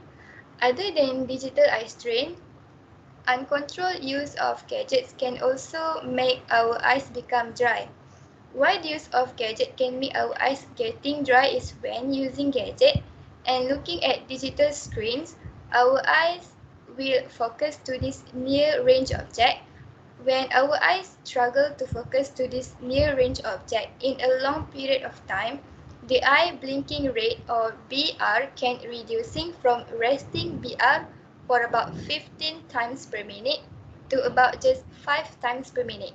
So if the blinking rate reducing, this will cause the rate of evaporation of tears to increasing and result in dry point of our eyes. That's it. Thank you, Doctor, for the informative talk. I am sure the parents out there are becoming aware of their children's health. As babies today are born to a world of digital devices, even parents are giving gadgets to their children to avoid some situations. So parents need to play their role and need to stop normalize that as it will protect their vision health too. Remember to strike while the iron is hot. I think parents out there are curious on how to avoid this situation. Doctor, could you give some tips and advices on how to avoid the negative effects? Okay, the key to avoid these negative effects is we need to practice the best way to use gadgets. So my advice is to always sit at an arm's distance away from your screen. We know that it's quite difficult to keep the distance in a specific measurement, so we suggest you to always make sure your children sit at least an arm's length away from the screen. If you notice your child sits closer and is displaying signs of eyes discomfort, such as their eyes become reddish and sore eyes, they may require some form of vision correction, and we would advise that you book an appointment with your local optician to get further treatment. Okay, another tips to use gadget in the best way is to avoid placing any light source behind the screen. When you or your child is using a laptop or tablet, avoid placing a light source at the same side as your device, because if you put any light source in the same side as the laptop or computer, your eyes will struggle to adjust the two competing light sources, which are from the device and the light source. So instead, place the lamp to the side or behind them to avoid discomfort and eye strain. What a great tips! I am sure it is very beneficial to all the parents here. Besides that, we know that students spend much more time on gadgets. So, Prof. Alisa, would you mind to give some suggestions on how students can spend less time on gadgets? Frankly speaking, gadgets help a lot in teenagers' daily life, but too much can be unhealthy. Usually, I would tell my students to take a short break from their assignments and go for a walk. Walking can help release stress. Walking also gives you time to think as well as to get away from stressor. Getting out from the stressful environment, breathing the air, and feeling your body move is natural stress relief. Next, this student must have a timetable. Studying at regular hours increases concentration and inculcates a sense of discipline. No panic button needs to be pressed anymore. Students can find time for leisure activities and recreation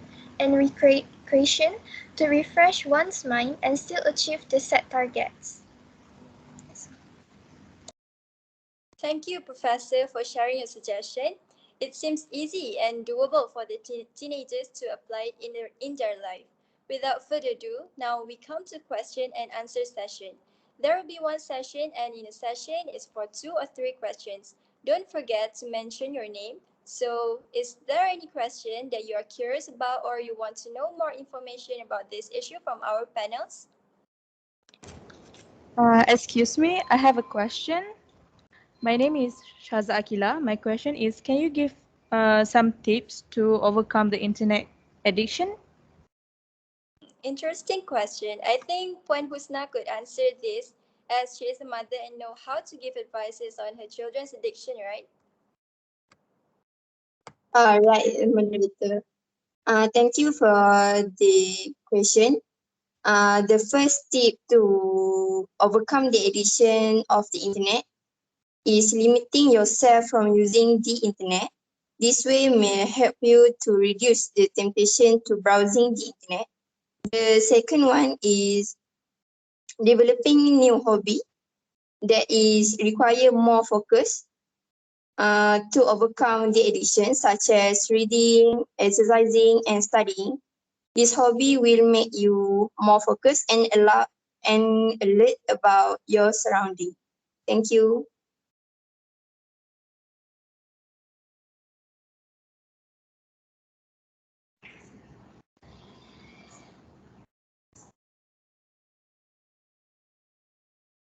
Yes, is there any question?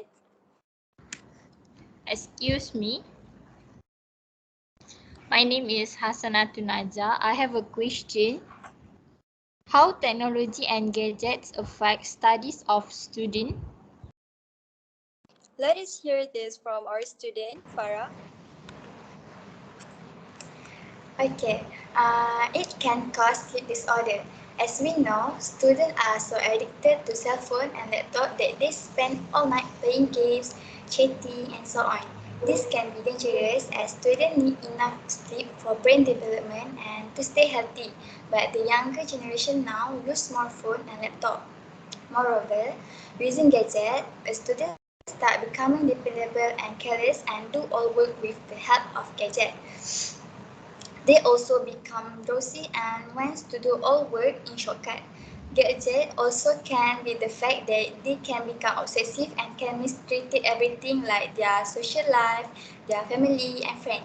It's not a bad thing to have a gadget, but the bad thing is spend all your life in front of it and pretending like everything else doesn't exist.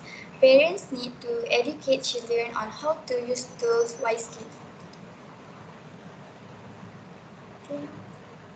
Thank you, Farah and Puan Husna, for answering the questions from the audience. From our discussion today, I could tell that gadgets are important to teenagers nowadays as they are in the era of having classes through online learning, spending times connecting with their friends through social media, and everything need to be Googled. And it will be a troublesome to not have gadgets and need to rely on parents.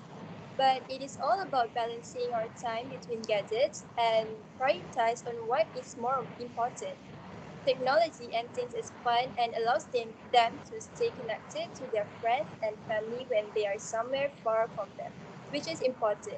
It is okay to use gadgets, but we need to make sure the screen time is not over the limit or else it will bring harms to us. Finally, we have come to the end of our forum for today where we have shared a lot of opinions and knowledge which we don't even know before. We hope from our discussion today, not only teenagers but all of us will be aware of the negative effects of gadgets. For the last word from me, I would like to thank again to our panelists for pointing out your opinion and views about this issue and also the audience. A billion thanks I dedicate to everyone for cheering up this forum. Thank you for your attention. Till then, a very good day and thank you.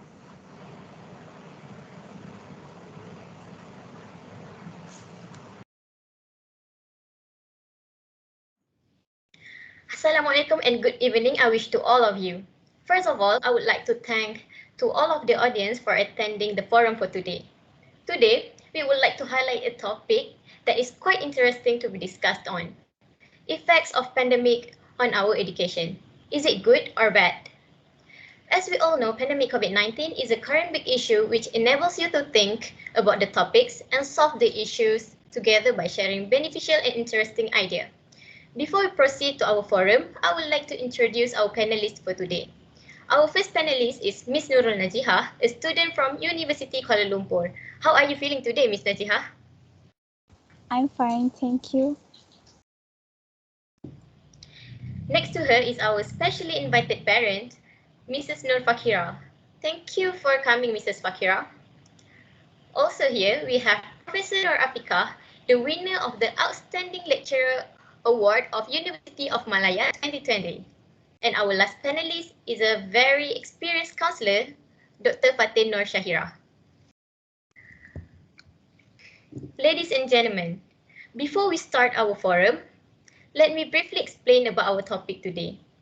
The COVID-19 pandemic has created the largest disruption of education system in human history, affecting nearly 1.6 billion learners in more than 200 countries.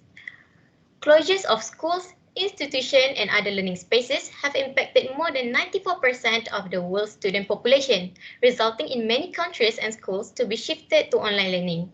However, this is not possible in many places, as less than half of the households in low and middle income countries have internet access. There are some disagreements on online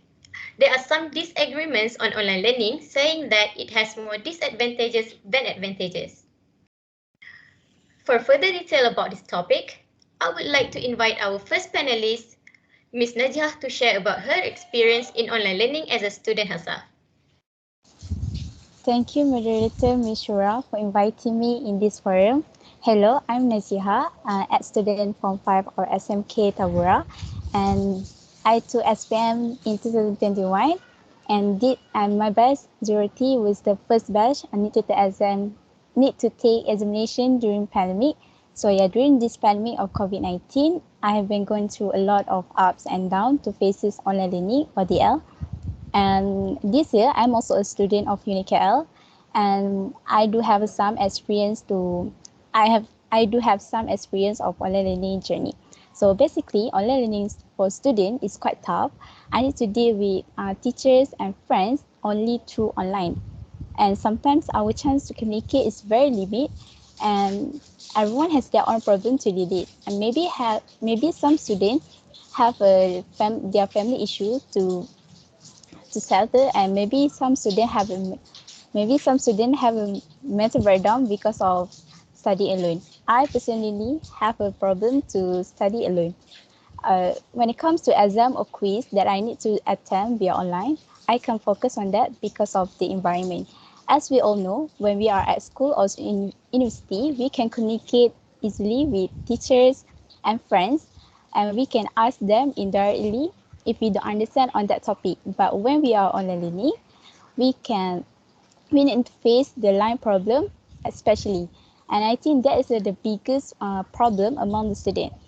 I always have that particular problem every time I need to join my class. And most of the time, I need to watch a recording and do some extra note after class to understand that topic. I think that's all from me to share a bit of my experience as a student, and I'm passing this to Mishra. Thank you, Ms. Naziha. So from your explanation, we can see that you're having a really tough time online learning and strongly believe that physical classes are the most well-suited place for learning. Next, we move to Mrs. Fakira. What is your opinion on online learning as a mother of 3 children who are also a student? Thank you, Ms. Shura, to give me this opportunity to talk about my opinions on ODL. So as you all know, ODL have their pros and cons. The pros are it can cultivate a new normative culture such as online classes. Then it can improving computer literacy among students and teachers. So our kids can learn about computer at the early age.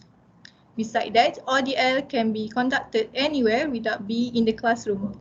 It is more convenient to all students. So as a parent, we also can monitor our kids during online classes at home. So furthermore, online classes are more efficient because higher research achievement level convenient to all students. As a parent, we also can monitor our kids during online classes. Furthermore, online classes are more efficient because higher research achievement level increase compared to physical classes. And there is an evidence that learning online can be more effective in a number of ways. Research suggests that online learning increases retention of information about and also take a less time. On average, students retain between 25% and 16% more material when learning online compared to only 8% to 10% in a classroom setting. However, ODL can be not so efficient to all students because due to certain students and some student has their own problem like internet have a problem to internet because not all parents can provide it. Furthermore, some students can focus in class because as a parent, I can see my kids cannot focus in class and they do online, but they do the other things such as chatting with friends and playing game with their friends during classes. And some students are so stressed because of during ODL, the assignments are too many rather than physical classes. Because as a parent, I also can see my kids are stretching out to do their works and stay up late at night. Thank you. That's all for me. Pass it back to you, Miss Moderator. Okay, thank you, Mrs. Fakira, for the honest opinion. Let's move to Professor Afika. Based on your experience as a lecturer, what do you think about our topic today? Is it good or bad? Thank you, Miss Moderator. Assalamualaikum warahmatullahi wabarakatuh, and a very good evening to all the panelists and the audience. I'm Nur Afika binti Muhammad Nur. I'm a lecturer from University of Malaya. I'm so glad to be one of the guests here. So based on to the topic, I can direct state that pandemic COVID-19 is totally giving bad effect to our education. As you all know, ODL, known as Open Distance Learning, is not an easy journey for all of us. Me as a lecturer has to explore more on how to use the technology to teach my ODL student. So the platform that I use for my online class are Microsoft Teams, Zoom, and quizzes. Besides, it can lead to passive learning and risk of lagging by academically by student. Apart from that, there are also bad effects that have been facing by our teaching staff, such as unprepared teacher. Last but not least, I would like to add my last point of view why I'm 100% saying that pandemic COVID-19 is totally giving bad effect to our education. As we know, not all of our Malaysian students are capable to have their own laptop or even smartphones. Moreover, some students may have trouble with their internet connection for them to access this online learning. That's all from me. I passing back our discussion to Ms. Moderator, Ms. Shura. Thank you. Thank you, Professor Afika. Next, we move to Dr. Fatin. From your personal opinion as a counselor, as someone who understands well about the nature of human, how do you think this nearly 2-year pandemic has badly affected the students? Thank you to Ms. Shura. The pandemic has shut down of education system and thus creating the largest impact on students, approximately 94% of students around the world. Mental health also became a main issue among students that because of new normal it's really difficult to adapt it because but some people is okay with new transformation. But what I can say here, we are human but we not same. During this pandemic, especially during lockdown, mostly students have to face ODL, which is mean open and distant learning. Based on statistics in Malaysia, they have their own mental health that become a big issue. Back to our life as students. Regularly, they release their tension or stress by doing favorite thing or do something make they can feel calm. If I went to beach with friends or having fun with them by doing some game or so on. But this pandemic make us confined in the house, so students have to face ODL to continue the studies. But to me, this ODL makes students feel the real environment of that we have in the class before this pandemic. Actually, I've heard news. Actually, to me, it's bad news, which is young teenager. She is 16 years old.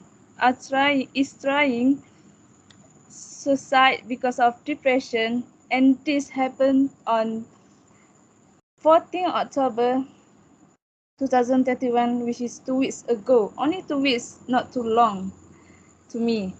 So as a counselor, I hope this news can be learned how important to stay in healthy mental.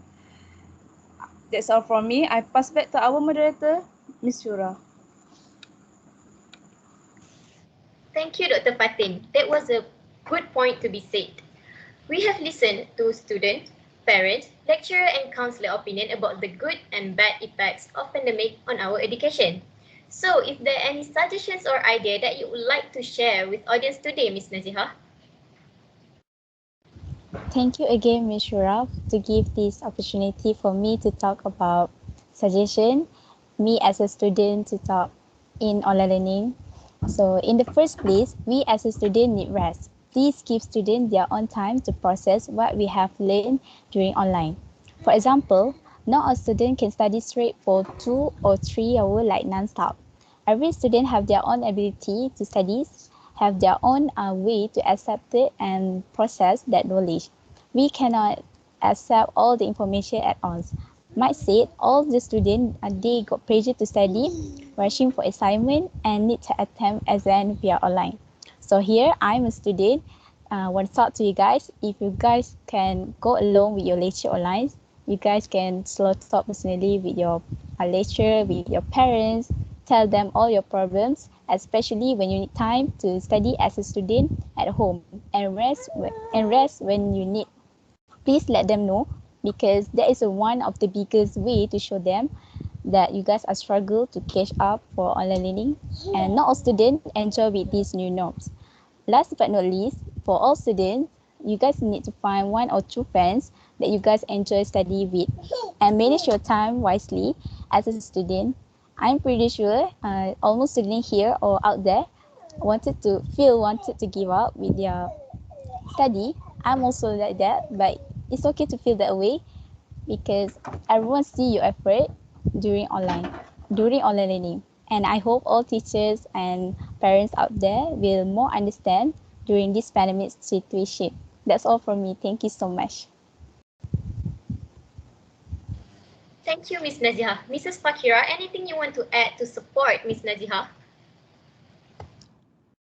Thank you, Ms. Shura, for this opportunity. So my suggestions to all parents out there. So as a parent, we should provide full facilities or infrastructure or access such as laptops, smartphones and Wi-Fi for our kids to give them a better convenience to have online classes. And then we also have to become more engaged with our children education and have better understanding of their learning levels. And as a parent, we also have to listen to our kids. Be open and listen to your kids. Your kid will look to you for your support and reassurance. So listen to your kids when they say how they're feeling, accept how they feel and give them comfort because we have to give a good example to our children. Thank you. Passing back to you, Ms. Shura.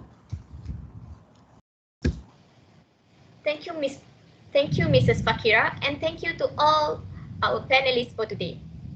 Finally, we have come to an end of our forum where we have shared different opinions and suggestions about this matter. From what we can conclude, there are sure a lot of bad and good effects of education during pandemic. Before we end our forum, I would like to open a Q&A session. Audience can ask the panels if there are any question or uncertainty. Is there any questions? Hello, hi. Yes.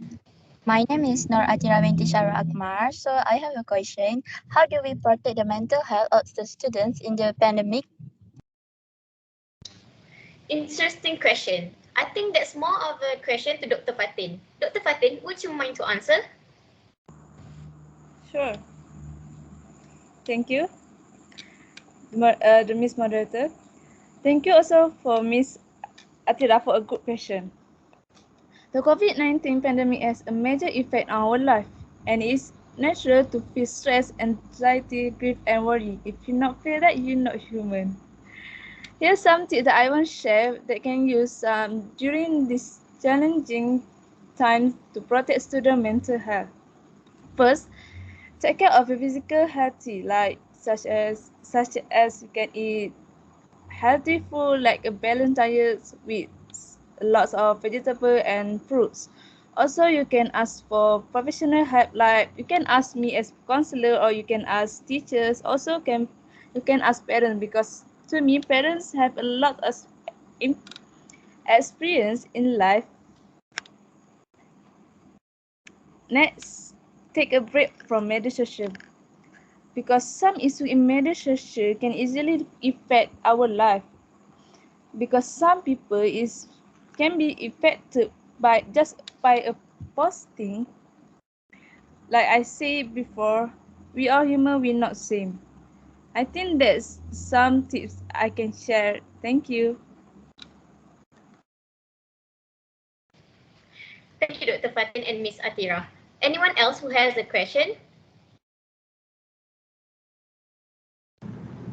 Hello, my name is Ayuni Maisara. I have a question. How to make sure the students stay focused in their online class?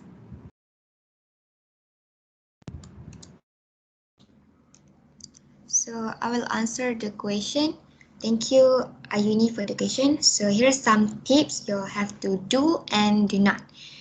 If you want to stay focused in class, you have to put your phone away during a live lesson to fully concentrate, and you cannot distract your friend and text them or at box or any social media,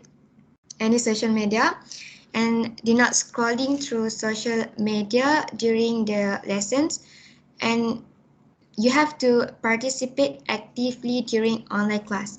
And last but not least, you have to study material given by the lecturer before the class start.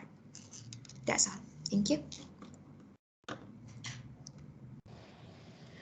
I think that is all from us. I would like to thank the audience once again for lending your eyes, ears, and time in our forum today.